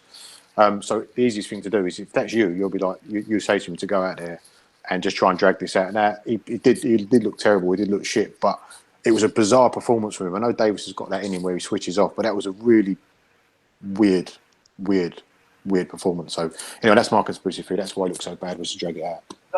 That's right up there. But Mayweather deliberately was going 12 rounds so the advertising companies could get their money out of it. Who was it who said that? Was that Tom? I think that was. No, didn't you say that about Klitschko? Klitschko always. I don't know, but he said Adam Booth shagged George Grove's wife, and that's why they split up. I've heard this argument about Klitschko is that he always went 12 rounds or like really late rounds because in Germany the way he made money was to obviously make the fight go longer, and they showed lots of ads between the rounds, and he did. But that doesn't make sense. That's probably not true. That's probably not just true. Sorry. Where shall we go now? Shall we go to Superfly? See, before we go, did you watch the Ty Ebel Steve Cunningham fight? Or was it pure shit? I didn't watch that. Oh, I was watching Kato Kamagai when most of that undercard was on. I watched what do you call it? Kato Kamagai was on the same time as Davis Fonseca, so I didn't see most of that. Is that a good fight? That's another fight. I didn't watch. Kato Kamagai, yeah, it was quite good. I thought Kato was going to get pushed off that cliff again, like Margarito sort of moment, but he kept going because Kamagai was shit and didn't have enough about him to do anything. But Kato was struggling at points in that. He was blowing at his ass after like the 4th round. He looked like a fucking light heavyweight, that Kamagai. He's massive. He's absolutely. Yeah, Kato looked distressed as well, didn't he? Like panicking a bit, throwing shots he didn't really need to throw, going back. And I just thought, here we go. Because Shep was getting excited with it. Because you know he fucking hates Cotto. But it never came in the end. It never came, but that was quite a good fight. That whole fucking Shapes means born and it looks Puerto Rican. It'd be hilarious. Yeah. But I couldn't watch that. Couldn't watch Kamagai. He's a fucking bum. Put him down with Provodnikov and all the rest of the Kamagai was nuts, mate. He'd march Cotto down into a corner, get banged in the face, take a few steps back, sort of shake his head, then run to Cotto again, and repeat the process. He never put his hands up. He never fucking dodged a punch. He just fucking you know when you watch like the walking races on the Olympics or like Commonwealth Games and they just fucking waddle with their arms by the side. It was like that. He'd walk back over to Cotto, get hit in the face, then march back, shake his head, come back. So it was brilliant for the first sort of 4 rounds because you thought, hold on, Cotto's going here. He's getting tired. And then by the sort of 10th round, he was in control and you've seen it out. But it was quite fun. It was more fun than Davis Fonseca anyway, let's put it that way. It's alright if you like a Zuma fight. So, obviously we need to give props to Conor McGregor because, I don't know if you heard this, but Dana White said it, so it must be true. He landed the most punches against Floyd ever in the history of Floyd's career. What was it, 111 or something? Wow. Amazing. That stat annoys me because Floyd just didn't give a shit. There's 2 Floyd careers, isn't there? There's Pretty Boy, which was more of an aggressive fighter, more of an attacking fighter, and then there's Money Mayweather, which is a much more defensive fighter. Floyd, I keep hearing this for all these MMA heads going, he landed more shots than Pacquiao. That's because Floyd didn't give a shit. Yeah. Floyd just didn't care. And Conor was gassed before. I think I read I can't remember the exact number. I think Floyd landed or threw like 18 punches or something ridiculous in the first 3 rounds or something. Yeah, McGregor was gassed. Yeah. McGregor was gassed before Floyd even started hitting him. And Floyd was just laughing at him. So where was, if he landed 118 punches, where the fuck was this left hook? Where was this dynamite in his hands? I actually thought it was fucking embarrassing for McGregor. I thought it was terrible. And Floyd was just laughing at him and walking him down. It was just fucking terrible. To be fair to McGregor, was it in the first round or something? He threw like a counter uppercut that changed stance. Yeah. He was doing it. Second round, it was a really good uppercut. Yeah. Yeah, and I thought, fair play. You ain't a complete zoomer. You're obviously not great, but you got something about you. You managed to hit him, but would he have landed that if Floyd was taking him seriously, though? Oh no, of course not. But it still showed he's got some level of skill to be able to do that. Yeah, but Floyd, I think what Floyd said himself, he couldn't spar. He didn't spar. We know he's got like basically arthritis in his hands. And I think he said he didn't spar for a month leading up to the fight. He'd been out for 2 years. He was 40 years old. It's his longest ever layoff. And if you're not doing any sparring, it doesn't matter how good you are, when you get to that age, you're going to be a bit ring rusty. But yeah, the left hook, I think it was the left uppercut. But again, it didn't budge Floyd, did it? He didn't really care. He just kept coming forward and fuck him. And I don't know what Dana White's going to, I know we're not an MMA pod, but I don't know what Dana White's going to do because he earns so much money. What does he earn from MMA? 3 million quid? I think the only fight that he takes next in MMA is probably Diaz. I don't see anything else that's going to make him any money. Isn't that what what they're actually doing for Christmas, isn't it? They're doing the trilogy for the... Are they doing the trilogy? What else fight is he going to make? What other fight could he take in MMA? Well, Brian's a resident MMA reporter, so he's best to ask. What is that? What's McGregor's next? What's McGregor doing next? I think it'll be the Diaz trilogy. Like, it's the only fight that kind of makes sense for him money-wise, but because Ferguson just fought, so if they want to kind of get McGregor out, I thought it was fucking Russian cunt they keep telling the fight. Khabib, he's never going to fight again. I think he's just like he's a big bastard that refuses just to got weight, man. He's too big. He's massive. But look, the Ferguson fight will happen next year unless the fucking Andy Pops just posted something there that just talks about him going to WWE for WrestleMania. Which I always thought was going to McGregor. I always thought that was that was reasonable to expect McGregor to some point pop up there because he shit talks the fuck and he would love that push. The problem is the money. Again, Triple H has come out often and said WrestleMania. Mayweather give $3 million just for fucking appearing on it. Yeah, but again, it depends how much money he wants to take. I mean, I do expect that to happen because Triple H has been quite open that he wants that to happen. So, do you reckon they'll do the fucking Paulie fight then? No. Why would he? Was he not my fault? Spastic's fucking bought this fight. Paulie saying that he would stop McGregor. No, he wouldn't. I wouldn't even put it past McGregor to actually fucking beat him. Nah. Paulie's shot to shit. He is fucking mess, but I mean, I suppose he got beat. He got beat by Eggington, who got beat by that complete turd on Saturday, didn't he?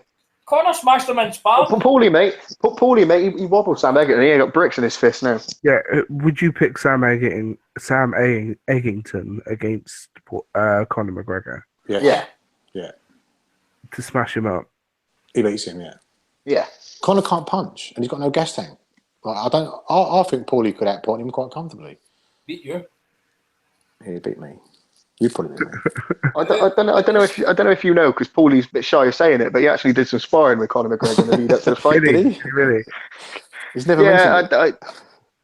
No, I've seen a little clip of it. I think apparently it was edited down by the UFC, according to Paulie, but again, he's not been shouting about it, so who knows what the truth is. It's like Harry Grebridge, that, mate. Paulie keeps saying that he's done my McGregor didn't quit, and like Paulie fucking ended up with fucking like brain damage, you know, after the Porter fight. The spazzy bastard, man, and like he went down with a body punch against Sam Eggington. He's got a cheek to fucking say McGregor quit when McGregor just basically the referee stopped it. How the fuck did he quit? I hate that Paulie. What was he saying? He left his balls at home. Right. No, I hate about Paulie. I know he's an immigrant, right? For Italy, yeah, I think he's racist. Oh, he's a racist bastard, man. Sicilian, isn't he? Absolute fucking scum bastard. If you listen to his podcast, he's proper pro-Trump, and he make America great again, all that. Hates Muslims and immigrants. I stopped listening to his podcast. Even though he's an immigrant himself. He's fucking Italian. He's fucking American, but he claims he's got fucking... No, he genuinely is Italian. His mum and dad came over from Italy. Well, his surname's fucking Malinaggi. Fucking American if he's born there, doesn't it? No, I'm pretty sure he said he was born in Italy. I'm looking at raised in. Yeah, because I've heard him be interviewed before say he couldn't speak. He first watched Rocky when he was like 5 or 6, and he didn't speak any English. Is he the only one in his family that's born in America, though? Everybody else was born in Sicily, and he was born in America, but he's got dual passport, I think. I don't know, anyway. Let's not talk about Paulie. Born and raised in fucking New York. Right then, shall we move on to Superfly, and then the other big one that we've missed since we haven't been on? Do you want to start with your Japanese boy, Alex, that you've been high on for the last sort of 3 years? Lubin? However long it is. Lubin? Nah, we go for him later in a UA. You love yourself some Naya, don't you? I've been singing his praises for years now. Obviously, I thought he won Fighter of the Year back in 2014. I thought that was not really his obviously Western breakthrough, but certainly the breakthrough that he needed to show that he was a legitimate fighter to us, hardcore helmets. And again, I would have preferred if he had a better opponent for the Superfly card, but I can understand why not. They don't want to risk it necessarily, even though there wouldn't be a risk. I reckon he would have smashed up any top 10 fighter they put him in with. I thought he looked great. Again, he was really looking for the body shots, really just trying to sort of put on a show almost, with the big, Tesco Joe left hook to the body. You can see where he gets it from. And he just fucking went. I mean, it's up to you guys. I mean, I've been hiring him for ages. What do you think? I think my boy smashes him. Well, we've all seen him before, haven't we? But you can tell the power from, like the thud that it picks up when he lands a shot is, there's definitely bricks in his fist. So you can definitely hit. I feel a bit sorry for Brian Valoria because that's who they're going to sacrifice next for him, aren't they? So he's had to do the favours for Gonzalez on HBO and now in a UA when he comes back over. The plan is for him to do New Year's Eve in Japan and then come back over with Superfly 2. Is that right? I think I've read that. I think Steve Kim said that or something. He wanted to get that fucking Anchor Jazz fucker who's fighting. Who's he fighting? He's a hearn fighter he's fighting, I think. Yafai? No, it's not Yafai, is it? Fucking no, it's oh my fucking god. Paddy Barnes? No, Irish. He is Irish. He's two brothers. One of them's good. Conlon, Jamie Conlon. All right. Jamie Conlon's fighting. Who wants to fight Conlon? Joe and Anchor Jack. I can't pronounce his. Oh yeah, on the Frampton bill, yeah. Yeah, he's fighting him. And they originally wanted him to fight Inoue on New Year's Eve for the unification, but apparently the Filipino guy turned it down. He wanted, even though they met his demands for money, he turned it down to fight fucking Jenny. I do not blame him at all. I don't blame him. And I think what's he called? Wang Bang Wacky is going to be fighting Estrada there sometime soon. Estrada's going to fuck him up. I don't know. Wang Bang Wacky, man. I really like him. The punch stats. I know it's punch stat wanker, but he didn't throw a single fucking jab against Gonzalez. That's mental. He didn't need to. Yeah, it's mental. Have you ever heard of that? Ever? I didn't like that fight at all. What? Not one? He must have thrown one. He must have thrown one. Single jab, according to stats. But again, you know, how reliable are they? But I haven't watched it back to fucking confirm that. But that's mental. I think that's right. 'Cause I'm sure people were saying that during the fight that he hasn't thrown a jab yet. He's a big bastard. He's fucking huge. Is he big or is just Gonzalez small for the weight? Well, Gonzalez is he's obviously big, isn't he? But does he look massive compared to Gonzalez because he's really small? But even at that, Gonzalez power was still carrying up the fucking divisions. He couldn't make a dent in this fucker. Well, the only fight previous at this weight was Quadras, wasn't it? And he's a tough bastard himself, but he didn't stop him.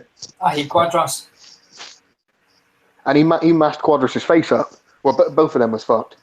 They're all hard cunts in this division. That's the thing. Estrada's going to steal them all. It's fucking destiny. Remember I said about 2 years ago, I was like, next time when Estrada rematches, like, Gonzalez will beat him and every cunt slag me. Maybe good times that. I don't think he would have done. At flyweight, I don't think he would have done. At Superfly, I think that Estrada does beat him. Even before, you know, we saw Wang Bang Wacky beat him. But at flyweight, I thought that Gonzalez was still fucking shit hot and he would have beat Estrada. I wish I like. Well, I don't really because like I hate boxing enough as it is, and I don't really watch it. But it'd have been good for me to like invest at time a few years ago in the lower weights, so I could have watched Estrada for the start. Because I think like out of all the styles of boxing, I would probably fucking favour sitting watching him over everybody. He's like a fucking Manuel Marquez, just little. It's just perfect counter puncher and. I didn't even have that Quadras fight close either. I think I maybe had it like I think it was like 1-1-6, 1-1-1, and like the way the cabs were really, really close. And the Buffer fucked the cabs up as he's always doing. The fucking old decrepit matchroom cocksucking faggot. I couldn't believe that shit. That was fucking disgusting. And like they're turning around and saying, "Oh, we might fucking call for a rematch." Get the fuck. There's no need for a rematch. I don't fucking want these rematches. The fights shouldn't even happen in the first place anyway. Like. Roman shouldn't have. It should have been Quadras fighting like fucking Wang Bang Chitty Bang Bang and maybe fighting like Estrada. No, Roman fighting Estrada because like Quadras like won the final eliminator and like you'll find with the WBC. See when it comes with the lower weights, they'll make up whatever they fucking want and just mandate any cunt to fucking fight. They don't give a fuck. But see when it comes to like the higher weights, they just let any cunt do what they want. Well, aren't they saying, or is Hearn or Tom Loeffler said that Gonzalez wants to fight Yafai? Aye, but apparently that's not true. But I wouldn't mind letting them. Why not? Like, well, they probably think it's an easy belt, though, don't they? To be fair, I think maybe the Americans rate. I think that maybe Yafai's another guy that Americans rate more than we do. But is Yafai not actually decent? He's not bad. I think he's good. He won his title easy enough, didn't he? He put on a really good performance to win his title. He did, huh? No, yeah, he's good. Like Superfly 2 then, if they're going to make a series out of it. So we'll have Wang Bang Wacky and Estrada, which will be great. I thought he's got a skill. If they want Cal Yafai over there, we can have Yafai versus Gonzalez. Yeah. And Quadras can fight Inoue. Valoria or something. No, get Inoue on there again. If Inoue fights on New Year's Eve, is he going to come back over? I reckon he'll be back over. I think. All right, Quadras versus Inoue, then that's great as well because that sends Quadras to hell, doesn't it? Oh, he kills him. Well, that's three quality fights. Which ones are come with the spotty back? Quadras. There you come. carry on. Right, the midgets don't make a lot of money other than Gonzalez. He made 600 grand for this rematch, which is a lot of fucking candy for them. He's been on HBO like fucking candy. 5 times before that, 6 times before that. So it's taken him a while to build up to, just 600 grand, which, we say. His first fight was on the Willie Monroe undercard. Golovkin or Edgar Sosa, was it? Yeah, I think it was, yeah. And then Valoria. It was all like that. But and then he did shows on his own. So what I'm saying is they don't make a lot of money. So Yafai must be on like fucking like shredded wheat and like pop caps, like sort of fucking dough. So why not just turn around and say, tell you what, Superfly, put fucking like Yafai in with Inoue, put him in there with him, fucking give him 150 grand or something like that. That's not going to happen because Hearn needs his cadam fodder for his pay-per-view cards. He needs to be able to sell, a night of World Championship boxing. So he needs to fight against whatever top-ranked 15 guy he can get.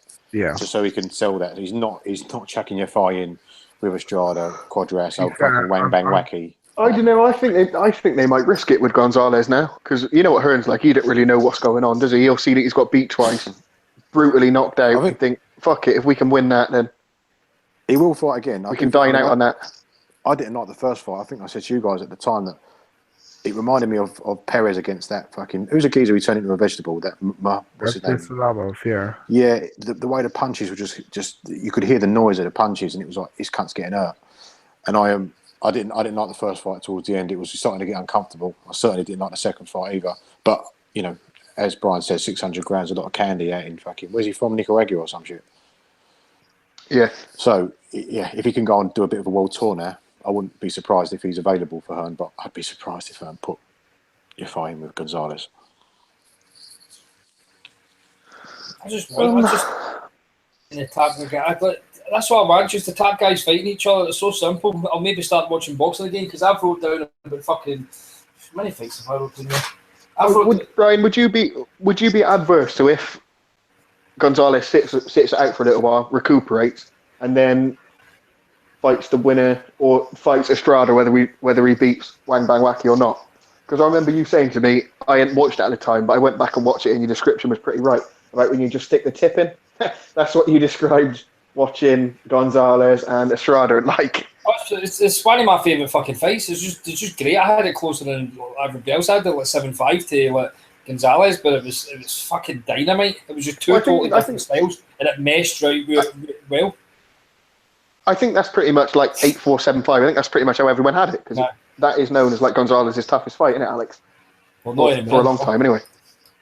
Yeah, not anymore because he's still getting scraped off the canvas. Which fight? It's the Estrada one.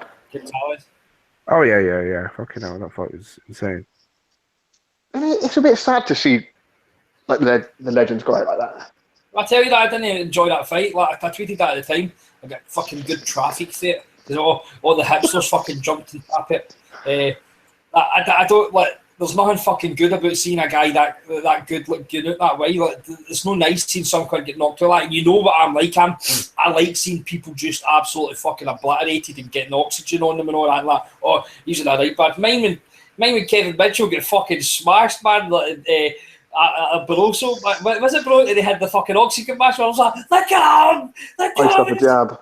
He's a bad way. But I didn't like it with Gonzalez because it's like, you know when it gets to a stage where somebody goes so long undefeated and then they lose. I know people take great pleasure like fucking undefeated records and all that. No, but I don't like it. There's something good about seeing some cunt just retire undefeated. Like, would have absolute orgasmed if Joe Calzaghe lost a fight. They're just fucking people are just weirdos. Like you know what bothered me even more about it? It was Americans have to turn everyone into racism in boxing. No matter what, you could be taking a shite. Just taking a shite and they would fucking turn it into a racist like fucking abuse. They made all this like about like Andre Ward and HBO and shite like that and like fucking people being racist towards black fighters, and I was like, what are you talking about? And it's just because people haven't watched Gonzalez, and it's just because the psyche is just basically like shite. But really the highest paid fit boxers of all time have all been fucking black, other than maybe like De La Hoya. Like, all of them have been fucking black, like a Tyson Lewis, like fucking Mayweather, Holyfield, people like that. Gonzalez lost into just racism just for days on end, and it's just fucking draining. And they took great pleasure in seeing him get knocked out, in their words, off a bum. I was like, oh. And like, oh, you can't have him in pound for pound if he's like he's losing to a bum. How can you not? How can you literally not have him fucking like top 10 pound for pound after he lost that first fight? It's just America. Like, I had this discussion with people when I was over in Vegas. I was like, you turn everything into fucking racism. There's absolutely no topic whatsoever you could not bring back to fucking colour. On a similar vein to this, I think that fucking Wang Bang Waki is guaranteed now to be fighter of the year, but he won't get it. Know, man. He won't get it. Femi's going to get it, isn't he? Yeah, he won't get it. No chance. There's absolutely no chance he's going to get an American one. No chance. Exactly. It will either go to Femi or Crawford. I think it'll be Lomachenko. Or Loma if he beats Rigo, yeah. I'm thinking Crawford because he won all 4 belts this year. Thinking Femi, obviously, because he's a big new name and he beat Vlad. And who was the other one we just said? They might get it. Lomachenko, yeah, if he beats Rigo, because, yeah, he beat fucking the top amateur, blah, blah, blah. But nothing compares to what fucking Wang Bang Waki did. Beat the #1 guy in the world, then absolutely obliterated him in a rematch. I think he should get it, though. I think he should maybe try and get another wee fight December, or just a wee cheeky tied over one. Well, you know what? You'll probably go back to Thailand. You'll go back to Thailand to fight some cunt on the debut. You know what they're like. What a bit of Christmas money. It's a tick over. Some bloke making his debut will be fighting Wang Bang Waki in Thailand in some pub. He's already asked the fucking. Has he got the WBC belt? Or whatever belt he's got? WBC. He's already asked if he can have a voluntary before he fights fucking Estrada. Because you know what they're like. His debut fight in Thailand. I don't think enough's been made to this Estrada win, to be perfectly honest. See, look, he's fought absolutely no cunt for about 3 years, and he just absolutely schools one of the top 3 guys in that division. Absolutely fucking schools. Well, it's got lost in the mix because of what happened to Roman, and it getting absolutely obliterated. He's a fucking daddy. That took the headlines, and I've not went big on MD since like Amir Imam, and we all know how that ended. You and Kel. Fucking totally ball deep in Lubin, and I'm really, really fucking nervous now. Well, do you want to do Linares Campbell, and then we preview that triple header? That's quite good. I might be really good, actually. I'll let you talk about this fight first, but I'll probably be in a total minority in my opinion this fight. But on you go. I enjoyed it, and I was really impressed by Campbell, but I didn't have it as close as some people did. I think I had it 116, 111. So we had Linares winning it comfortably, but Campbell really impressed me. Linares he started off incredibly, and then sort of petered out and let Campbell get back into it. And in the last 2 rounds, sort of think, fucking hell, I better do something here. This might be close. Which it turned out it was close on the judges' cards. It was a close fight. I think I've said to you guys in the chat, I'm not open and honest. I've never seen Linares fight until he fought Campbell. So sorry, not until he fought Campbell, until he fought Kevin Mitchell. So the first time I see him when he fought Mitchell, so yeah, that is casual. And then he fought Crolla twice, and it was like, well, how good is he? I mean, his left hand is amazing, but he seemed to struggle with the left hand because Campbell's a southpaw, isn't he? So he, I kind of, my issue with this fight is Hearn, because Hearn's such a massive cunt. He's wasted so much time with Campbell, and he's wasted a couple of years making the fucking Tommy Coyle fight. And what I think we saw was Campbell for the first 3 rounds shit himself. He looked nervous. He looked unsure. He'd never been in that level. A huge jump. He got dropped. So was he get drops in the second round? Yeah, second round, dropped as well. Cut from being dropped. To be honest, I think you can make an argument that from 4 onwards, Campbell sweeps those rounds. Once he sort of settled himself down and got into the fight, I think he looked really, really good, and he kind of looked the fighter that we thought he may turn out to be. But his issue is that the levels.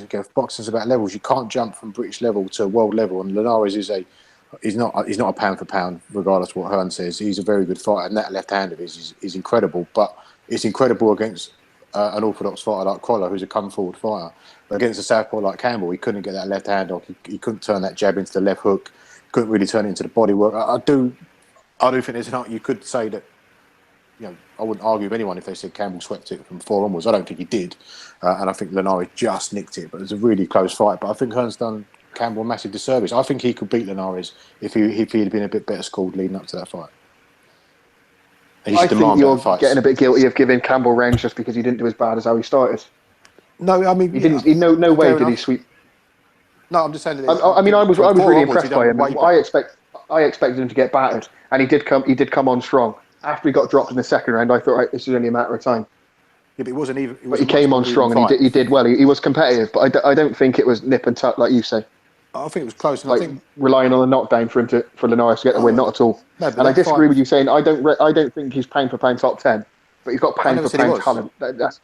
I never said he was pound for pound. Pound for pound. No, that's what I said. I said he's not pound for pound, but he's got pound for pound talent. But I wouldn't rank him in the top 10 because he ain't got the wins. Beating Crolla twice to Campbell ain't. It was a competitive fight from 4 onwards. I think a very, very competitive fight from 4 onwards. I did have Linares nicking it, but it was a close fight. Anyway, sorry. Because of the knockdown. Well, yeah, the knockdown. Well, I mean, what was the scorecards in there? Was it a split? It was a split. To Lachlan gave it to Campbell. Yeah, he gave the last round 10-10. He gave the 12th round a 10-10. I think he had it 116-114 to Campbell. Off the top of my head, I'm not entirely sure, but Brian, what did you think? How did you score it anyway, Brian? I scored at 7-5 with a knockdown, so it was 1-1-5, 1-1-2. Yeah, so you had it close as well. I probably normally it's probably my top 3 fights in this year, all because I don't know if I'm not saying it's exactly carbon copy, but I just feel as if it was a bit like Oscar De La Hoya, like Ike Quarty, where it was just high level fucking boxing. It just really was. But a lot of people will not like this because it was so technical. But I was really impressed with Campbell. The fact that he was prepared to just fucking stand there and let his horns go. Get your hands together. And he was tagging Linares some amount. Like, Linares looked fucking average at best at times, and that's not to say that he was fighting bad. It's just that Campbell was really that good. And it's weird because Campbell's not looked that good before, but with lesser opponents. I'm not saying that he's fighting at these level opponents because Mendy beat him, but I thought it was really fucking good. It's like the sort of fights I like. Two fucking classy boxers, and there was no clinching or all like that in it, so it was just non-stop. I don't even think I noticed the referee in the ring just because it was just non-stop fights. Linares would throw a couple of combinations. The first 3 rounds were fucking outstanding. The way he was picking his punches was great. See that knockdown? That's one of the best knockdowns I've seen in a long, long time. The way it was a 3-punch combination. He stepped in with every single punch, and it was like he was maybe 1, 2. He was maybe 3 steps away from Campbell. He pivoted and got in between he pivoted and got in between his sort of southpaw stance, didn't he, and just punched through the target. Brian, that's a good point because people were saying about Campbell was square-footed, but it's because Linares squared him up the way that he came forward, and Campbell just couldn't get his feet set properly. It was a really, really good knockdown. But I would be raging at Hearn. Yeah, it was a really good combo. Really good combo. You wouldn't expect a fighter to sort of be able to throw those 3 punches and come sort of from out range into range. But my issue is with Hearn. I'm not a Campbell fanboy at all. But Hearn's feast of famine. He can't do anything like fucking. It's like either you get fucked in early or you get fucked in too late. That's that with him.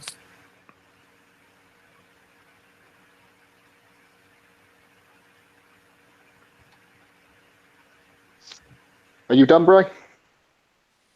I was just waiting for him to say something. No, I've got nothing more to say. I was just disappointed in Hearn because Campbell really impressed me. And it was, you look. I've said before, Bellew's record is legit in terms of all matchroom fighters going through the levels. And if Campbell had been a bit better schooled, he could win that fight. But he wasn't. He was underprepared, and he lost the first 3 rounds through nerves and just not being in at that level. And he had to adjust mid-fight. And I give him a lot of credit for doing that because Linares, as Carl said, he's a legit talent. This fight would do Campbell a lot of good, but he shouldn't have come to this. Really, he should have been ready for it, but he wasn't. That's because I 100% agree with you. He's learned more from losing that fight than he has in every other single fight he's had. Even the Mendy fight that he lost as well. this fight will do him the world of good definitely. because he knows he can compete at that level. Well, see if Hearn just paired these guys off each other for the UK because they had a handful of lightweights. That would have prepared them better getting into this fight. I'm not saying that he would have won the fight, but it would have prepared them better. But, as you're saying, he started really slow, but that was maybe that Linares started really fast. For all we know that maybe Linares just kind of took his foot off the gas. Like, I think he was just going to cruise the fight. That's what I think happened. I think he started so well that he just thought it was just going to be like that. He just got into a bad rhythm. He fucking losing rounds. But I think I gave Linares the first 4, then I gave him the last 2, and then I gave him one in between. I can't remember what round it is. I can't get my scorecards up. But I know people will not agree with me. Like, most people will turn and say, it was all right, not. But I'll happily fucking admit it's in my top 3 fights this year. Like, Femi's the other one, and right now it's Oscar Valdez and Mariaga was the other one. I think that as well is another kind of Campbell Linares where it was just fucking high quality boxing. So the two of them might be like kind of hipster picks. People can go fuck themselves. I like what I like. Fuck yous. I've got nothing really else to add on that. So do you want to break down your 154 triple header that you're so buzzing for? See, just before we do that, we just kind of quickly go through a couple of the cruiserweight fights. The only one that should we just talk about the World Super Series and our thoughts on it so far, because we haven't obviously mentioned it since. Right. So I watched the Usyk fight, right, and I thought that was a really good fight. I just thought it was a fucking clinic with Usyk, and obviously we know that there's certain fucking people that don't rate Usyk that much, and I'm telling you, he's going to absolutely school everybody in this tournament. He really is. Aye. Usyk's just like him because he's white and Eastern European again. He's just a class apart, but I have to say, I switched off while it was on because it was just so bad, and I've stated this from the very beginning. Like, this is another kind of fucking hipster's pick. The people for some reason thought Bradis was a good fighter. Bradis is absolute fucking trash. Absolute fucking trash. A boxer. He can do nothing other than fucking dip, throw a punch and clinch at the exact same fucking time. He is a horrible cunt to watch. The atmosphere at that Latvia looked absolutely fucking insane right enough. That was carnage. But I don't want to see this guy boxing again. I don't, and I'm fucking glad that Usyk's fighting him because he will smash his fucking cunt in. I felt a bit sorry for Perez because the guy was clinching non-stop. He's just shite. Absolute fucking shite. I've seen the dirty class Kudryashov knockout, and I picked the Russian Hammer, didn't I? Because I thought that people were just picking that dirty class just to be fucking clever. But fuck me, man, they absolutely... He nearly put him into a grave, and that's one of the knockouts. I was like, yeah, get back up for that. How was Kudryashov gassed after the first round? That's what I do not understand. He makes Canelo look like a long-distance runner, mate. Is that the guys at the asylum was saying he's the fucking best thing in the world? Yes, the beard, yeah. He's fucking shit. A weirdy beardy, yeah. Like, literally, he was gassed after like 30 seconds, blowing out his ass. I like the stills of him on the floor looking up with his eyes like glazed, like. I'm looking forward to the semi-finals more because I can get to see Bradis get schooled, but I want to see my caveman Garcia fighting that Dorico. I just want to see I think Gassiev. I really do believe Gassiev could kill some cunt in this tournament. Literally kill some cunt. And he looks like the kind of guy like Kovalev, where if somebody dies in the ring, man, he would not give a fuck. You see the picture of him standing next to Klitschko sparring? Yeah. He's a big... Danny Robson posted it earlier on, didn't he? Absolutely no... there's no danger he's not taking drugs to get to 200 pounds. He's huge. He's not got a neck. He's just got a head. He's just a big guy. See, because he's not got a neck, he's just a head. Nobody's going to be able to hurt him. He's just a big violent-looking bastard. It's violence. That's what... Oh, he's shit, man. He's terrible. He's like one of the guys... but he's not a Provodnikov sort of terrible. He's going to fucking kill cunts. Like, he'll win the fights. Like, Provodnikov finds a way to lose. Fucking bum. Provodnikov gets me angry, honestly. Every time I think about him, like, my energy level's totally down. You think, for someone who hates him so much, you don't have to mention him a lot. Like, I hear Provodnikov at least once every other day from you talking about someone else entirely. Yeah, just got to drop. You're talking about just like bacon sandwiches, and you drop in. He hates Provodnikov. And Solis. He's the Eastern European like hearn, isn't he? He's always in my fucking thoughts. Anyway, what do you think of the whole concept of this World Super Series? Now it's like obviously the ball's rolling because I like it, but I'm getting a bit jaded by it. It's too much, man. Just do one division at a time. I can't be dealing with two. It's too many fights. I want a weekend off. I don't want to have to watch them. They should have put 2 fights on the same card. Aye, they should have basically done it's two quarterfinals. It's too much for me. What they should have done was they should have because of that Latvia thing, right? What they should have done was they should have had like Usyk. Obviously, they couldn't do it because they need to fucking claw money back with the amount of money that they're spending. But they should have had Usyk hook on the undercard of that Bradis Perez fight because that atmosphere was fucking insane. And Donny Qua fucking Kudryashov being in Texas, who the fuck come up with that idea? Who the fuck? Yeah. What the fuck's it doing there? What? Gassiev's in San Antonio. Is Gassiev in San Antonio as well? Is it? That's definitely in the States somewhere. It's in Newark. I might be completely wrong, but where is it? New York. That's fucking stupid. New York. Newark. That's New York, isn't it? Newark. That's where the airport is. Where the gangsters used to rob the airport. That's where the Goodfellas, where they fucking robbed the Lufthansa. Lufthansa, yeah. But it's probably because it's probably like the fucking Eastern European meetings there. But just very quickly, I think what this tournament does show, we said, is if there's a willingness to make fights. I mean, so far so good, no one's pulled out. With the willingness from all parties to make fights, they will make them. So I think from that point of view, it's been pretty good. But as you said, Carby, he's a bit overkill. Just stick a couple of fights on the same card. Where's the finals? Yeah, and like the whole build next May. The whole build up, I think it's next May. Anyway, the whole build up to it, like Eubank from Jimmy Lennon Jr. saying like introducing Eubank Jr. and Yildirim. It took about half hour before they started fighting. He had that stupid fucking idiot singing that song in the ring. Then all the light show and introductions again. It just takes ages, man. The undercard's that shite. I only tune into the main event. Oh yeah, anyway, I haven't watched one undercard, and I won't be watching Ryder because it's pay-per-view, and I'm not interested enough. Ryder's a fucking bomb, man. Nah, I'm Team Ryder. I want him to win because all it does is it upsets Pops and Scott, and I like them too. So yeah, I don't want him to be walking around like fucking retards talking about a ring like a zombie tapping his seat. Fuck's it all about. I'm Team Ryder. Right. Anyway, let's do this 154 and check out. Hold on. Just like the super middleweight one. Like just did Denny's watch the Callum Smith fight? Was that any good? I haven't seen it. I don't intend to. I watched it in Vegas. It was shit. You watched it in Vegas? Yeah, I got it on my phone. Yeah, I was in the room watching it. You were down by the pool. I was getting burnt to a crisp down there when I was talking to his brother. White boy. You were probably fucking doing that Chinese place getting your fucking foot massage, you pervert. See, I had a foot massage every day. That was fucking quality. £20 a foot for 20 minutes each. It's fucking nice. So, 154 like division. Yeah, 154. I used to hate it. I just never want to think about it. It was kind of like Brian and Provodnikov. It used to annoy me. But now they're all starting to mix it up a bit. I'm becoming a fan. And they're all really good boxers down there. I hate Lara. Lara can die for all I care. I agree with that. Like Brian said before, him and Rigo on the boat. They should have sank. Should have fucking just torpedoed that. Like I like Charlo. I like J Rock.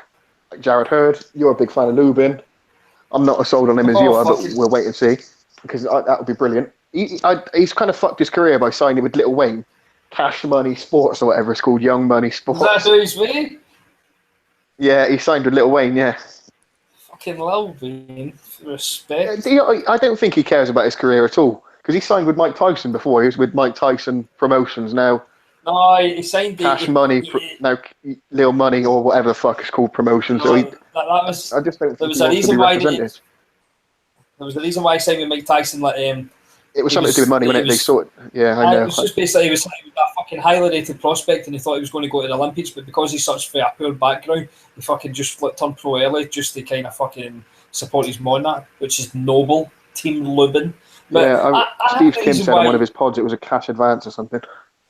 Was it? I think it's just the reason why people hate this division much. Fair enough, it's all the black slicksters, right? But I think it was more to the point that you had like 3 fucking boxers in the same gym that wouldn't fight each other, so you were just getting all these guys fighting pure fucking bums that nobody cared about, and you had like maybe the other champion, let's say Cotto or like Canelo, that weren't going to fight any of them anyway. So we were just having all these pointless fights, but now that they look as if they're like kind of expanding that, like they're going to try and like get them all to pair off each other. So it's like good. Like, I can't believe like Heyman's bad for like doing what Hearn does as well, where he doesn't get his guys like good enough tests before throwing them in there. Lubin's not really been in with him, then he's now fucking them in with Charlo. And I understand that you can't just turn the fight down unless like you're maybe Hatton. I thought like Warren done an absolutely excellent job with Hatton, just having him with a shitty belt and just defending that with hunters or casuals, and just to got so much experience and got the fights at the right time. But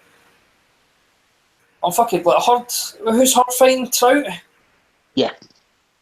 I mean, that's a good fight as well. Yeah, that's a really good fight. I've seen a few people picking Trout to win. I've tried boring as shit. I won't. I can't deny. What's happened to Andrade? Boring as fuck. He's went up to 160. He's fighting in November, I think. Yeah, he's with HBO. All right, so my issue with his super middleweights is, and it's going to sound terrible, but I'm struggling to tell a load of them apart. Like, you mean light middleweights? Yeah, the light middles. I struggle with them. I can't tell the Charlo. It still winds me up. I don't know which one's which, and which is a good one, which is a shit one. Well, one's 154, one's 160. The 160 one is the one who's the lit one. The 154 one is the one who wasn't as good, but now everyone thinks he's juicing, so he's found some power. Yeah, is that the one? He's the one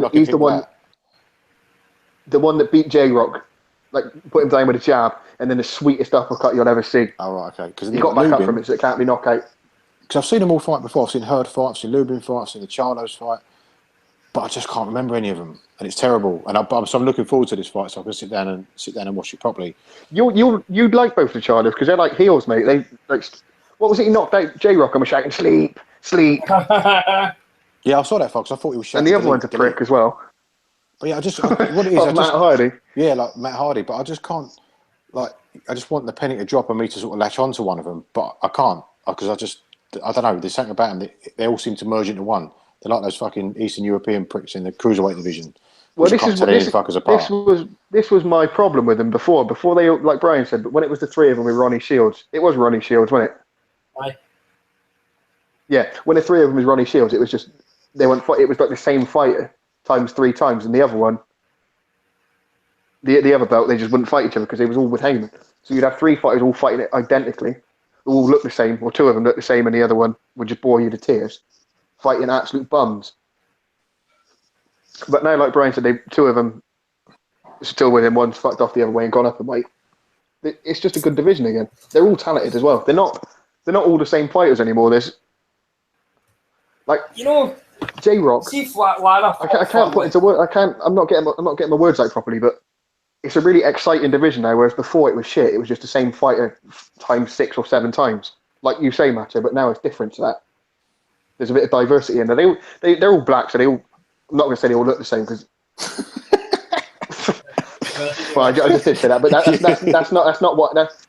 not what I mean.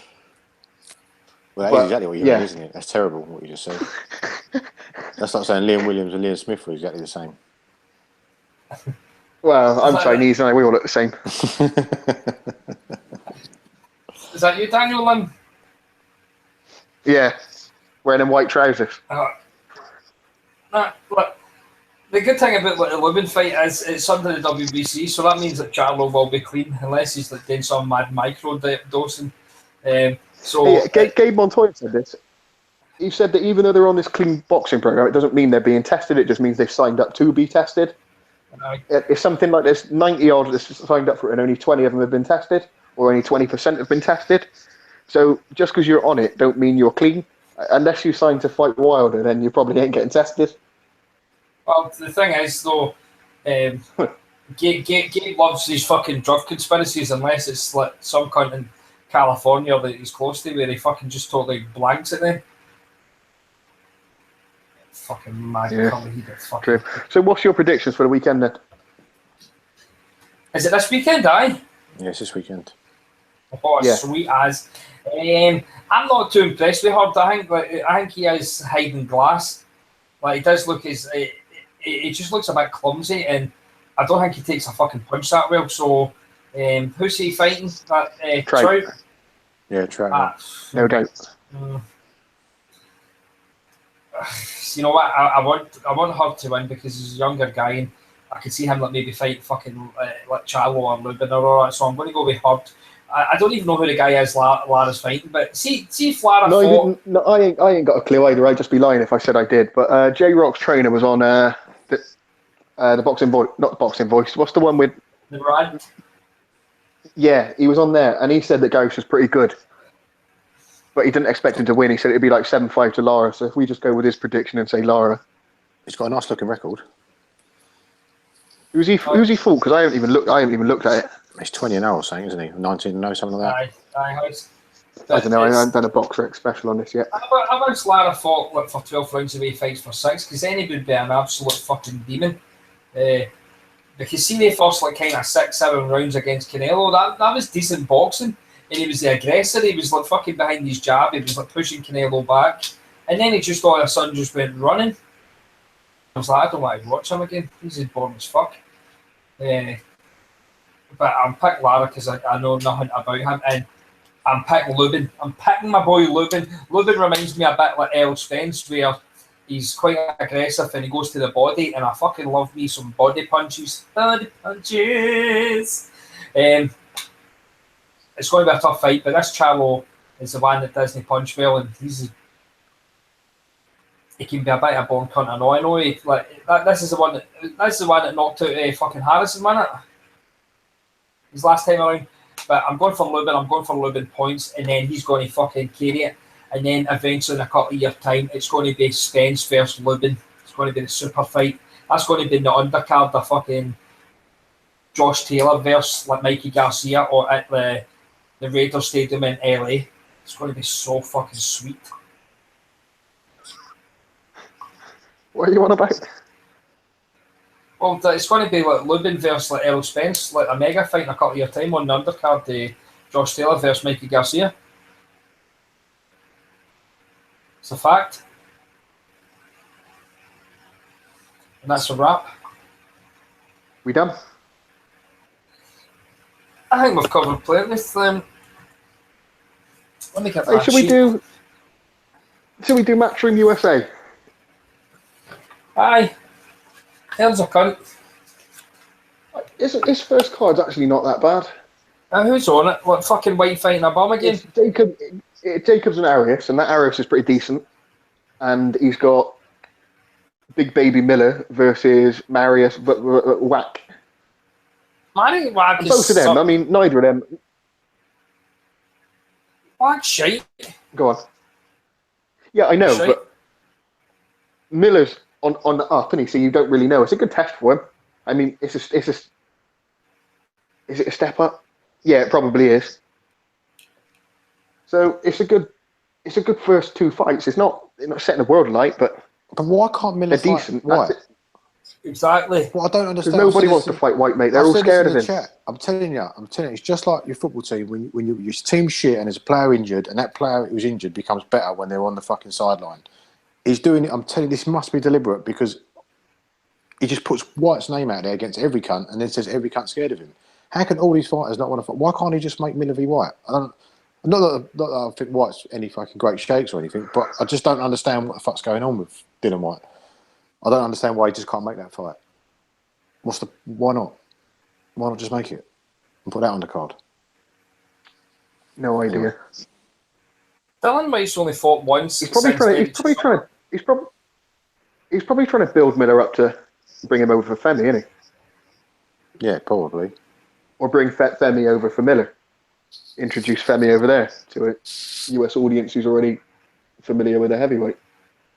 You know what? I'm looking at the Dylan White's box rec, and I've not even realised how much this is creeping into fucking Britain. But they scored 2 of the cards like 10 rounds. The same Megan fight at the weekend. The same Megan fight. I'm sure that was 1-1. What was it? 4? Something stupid. Ricky Burns was 10 rounds. I think that was it. The Ricky Burns fight where there was 10 rounds, wasn't there, in that fight? But this is like, I seen Americans talking. I was like, this is keeping down UK too much. And like Derek Chisora won, and I seen it earlier on. Ricky Burns v Rocky Martinez. Don Trailer scored 10 rounds in that and all. Ricky Burns got put in his arse in the first round, I think, and he scored at 1-1-5, 1-1-3.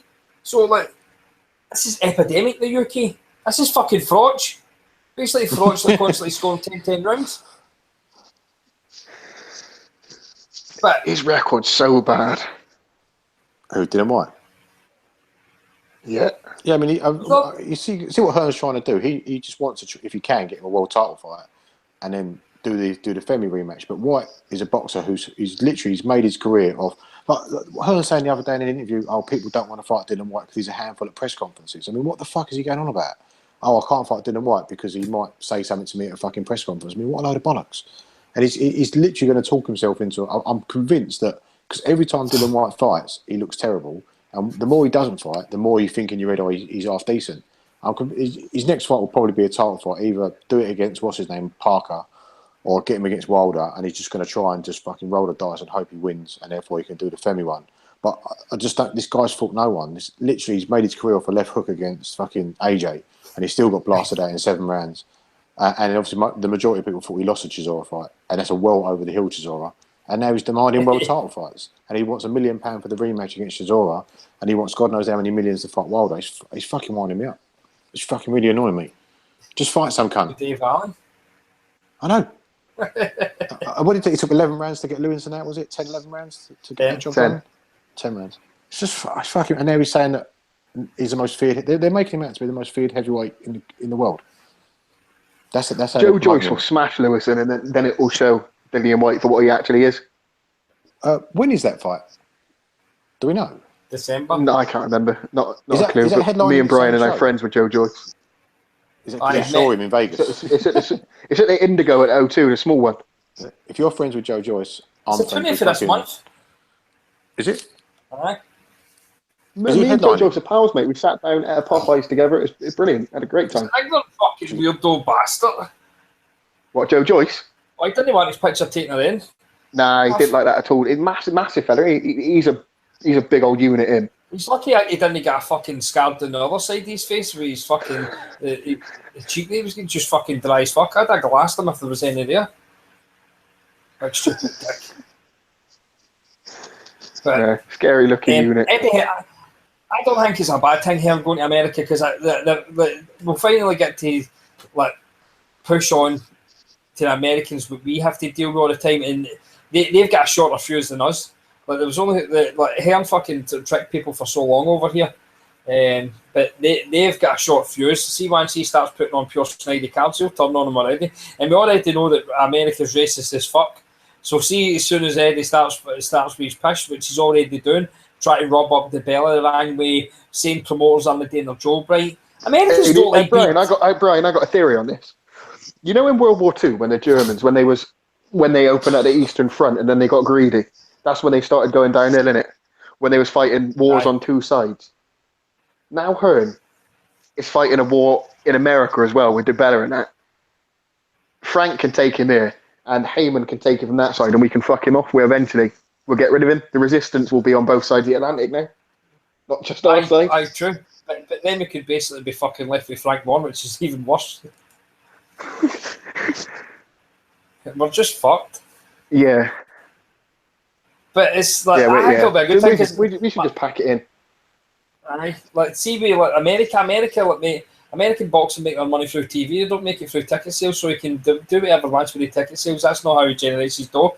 And like HBO will not take his shite. They're not dishing out a lot of dates to MD, so he's going to need right off the bat, just make good fights. He's not going to get these basically Jacobs versus, you know how Quillen fought like a fucking stripper for Australia. Hearn's not going to get that luxury. He's going to need to make good fights right away. And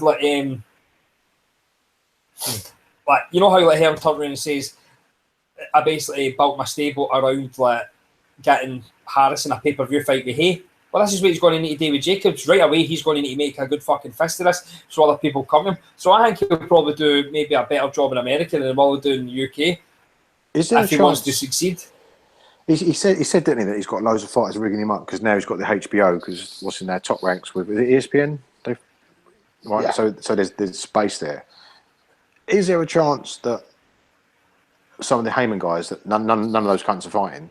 Obviously, I know the guys at 154, but some of the welterweights. Is there a chance that he might pick up a couple? Do we think he might pick up a couple of guys with that HBO? And as DeBella said, he's trying to dangle the Femi carrot in front of the US broadcasters as well. Could he pick up a couple of names? Well, Femi's tied up with Showtime. Yeah. Well, what's that free fight deal? Femi's tied up with Showtime, and he's not. I don't know. A free fight deal. I don't know, but but still, 3-fight deal, and then Femi's not going to be with him anyway. This is true. Do you know, find something I've noticed as well? He's calling Danny Jacobs the Miracle Man. He started that. You know what I said? He always promotes fucking personalities and not fighters. He's just promoting that story. Just keeps every poster. He's got Miracle Man, and he's really fucking pushing that down their throats. He stuck Conor Benn on the undercard as well. He'll try and make a big deal of that as well. I think DeBella was a little bit shook. But I mean, it was hilarious. His interview, he absolutely ripped him.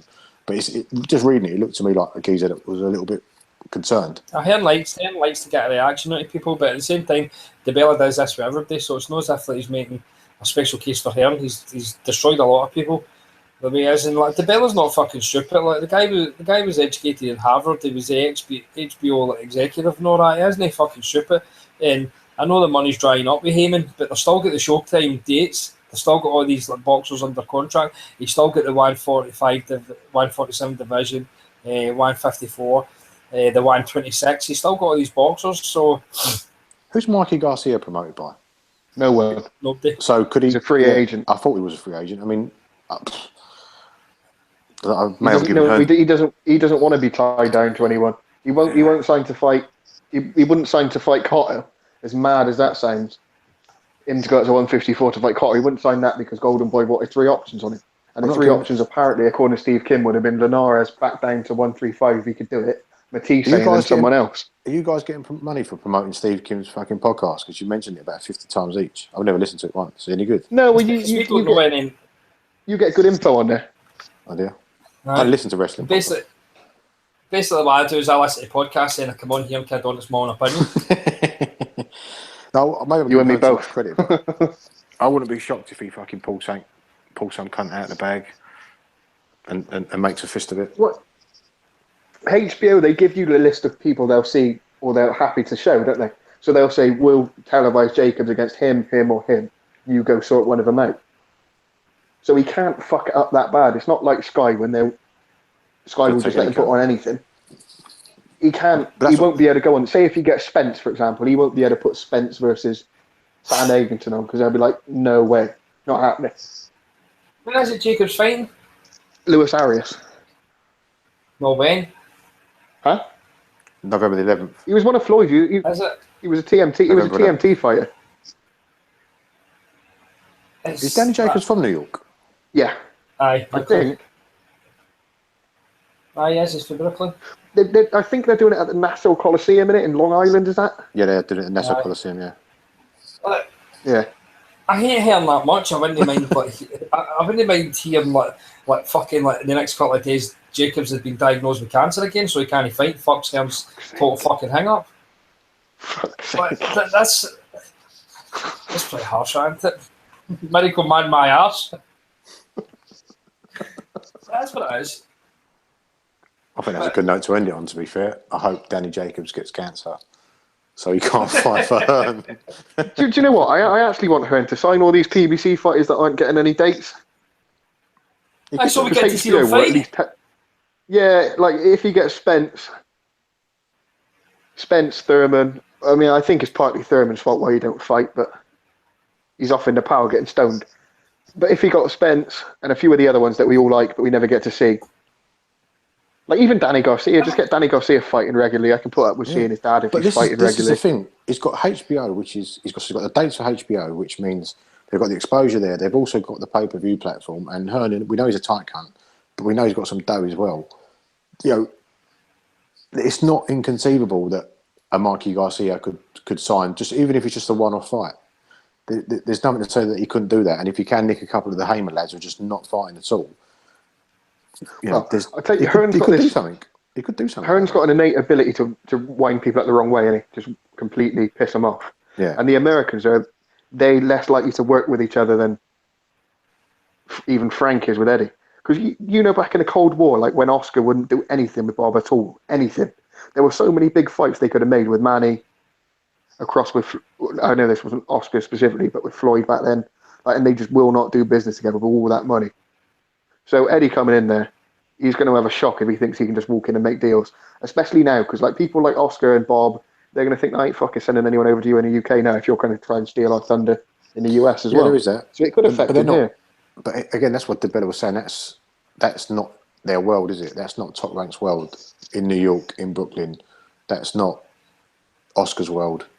That's DeBella's world, and that's sort of Heyman's world. So maybe, you know, as you said, the money's dried up. He's got one of the biggest names in boxing in Femi. I don't really think it concerns the other two promoters, but maybe I'm wrong. If that's where he's going to pitch up. I don't think. If he's only going to pitch up in New York, I don't think Oscar would be too. I don't think Oscar would take it too kindly if they start taking Femi to Vegas. I don't think they can stop that. To be fair.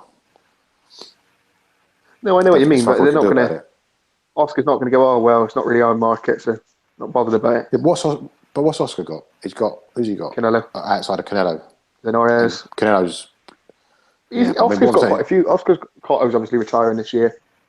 David Lemieux. That's what I'm saying. Outside of Canelo, he's not got a lot either. He's got Canelo that can sell fucking anywhere. Yeah, he does. He can sell at a stadium anywhere on the planet. And if he needs to, he can take him to the AT&T.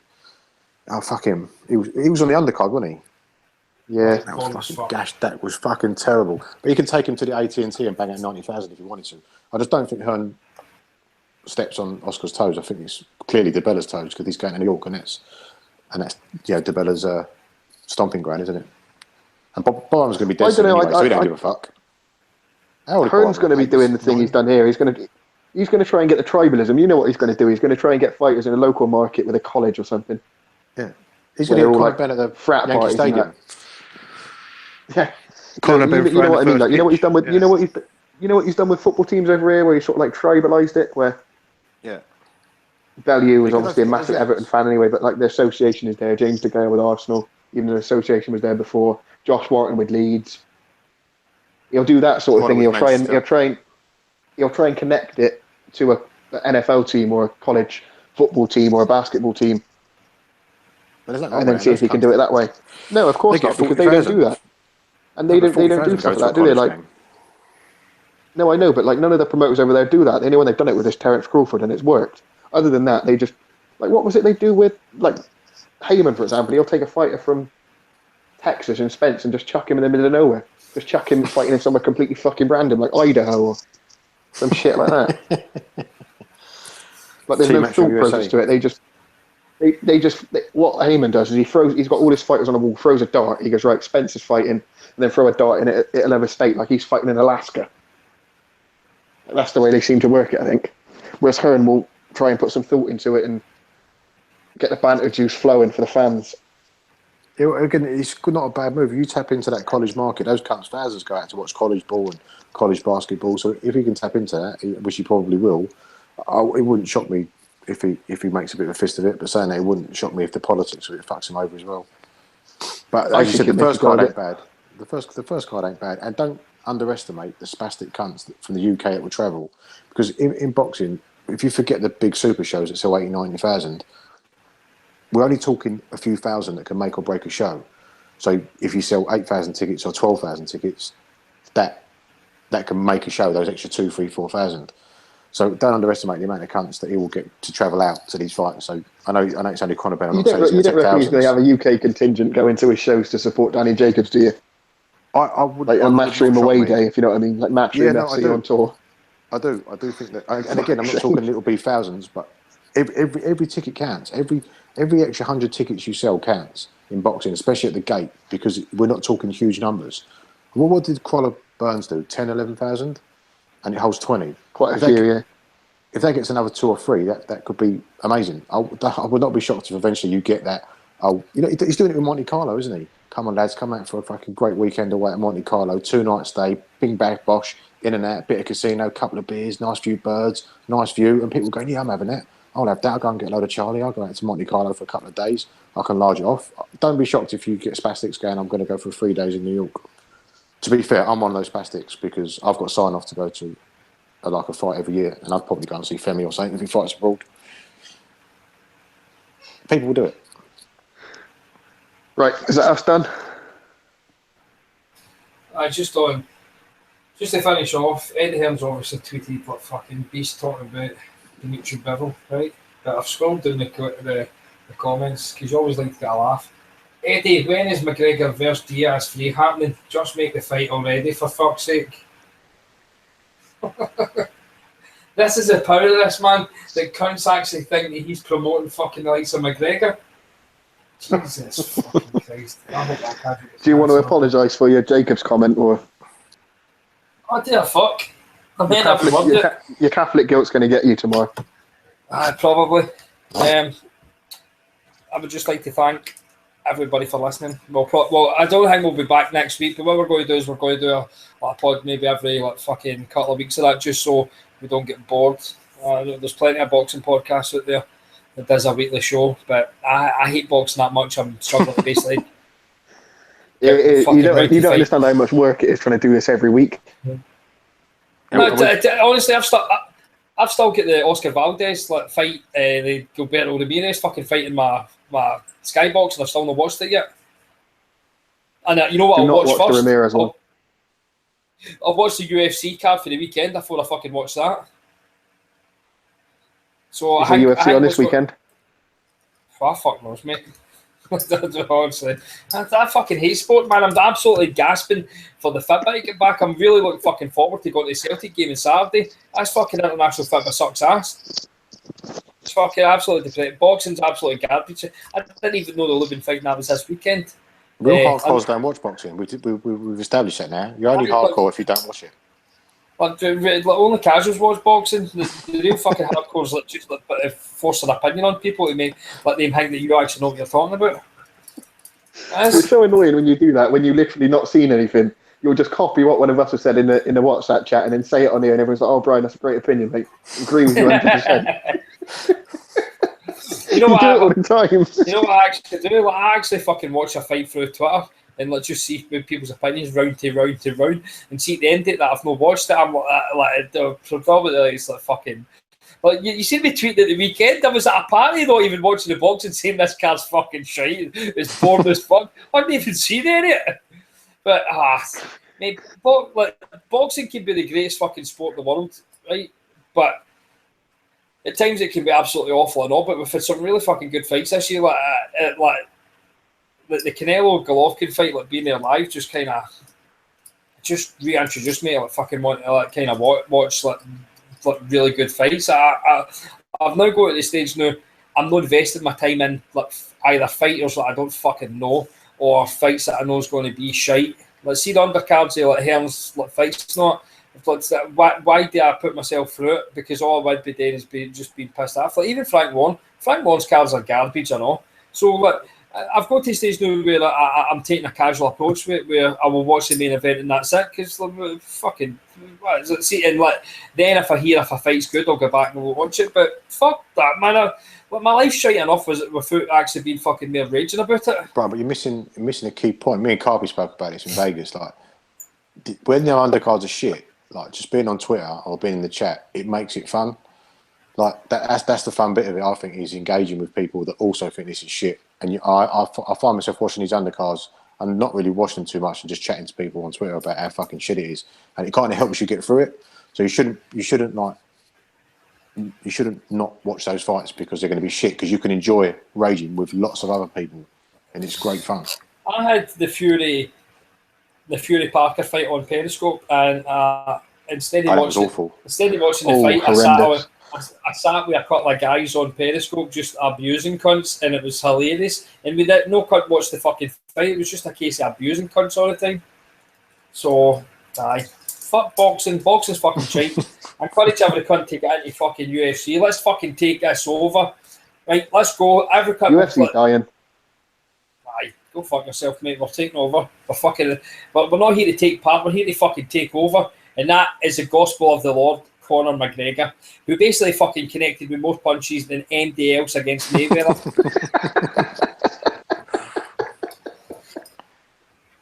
And that will be us. Eubank King, Macho was on the call, and Sam Carpenter.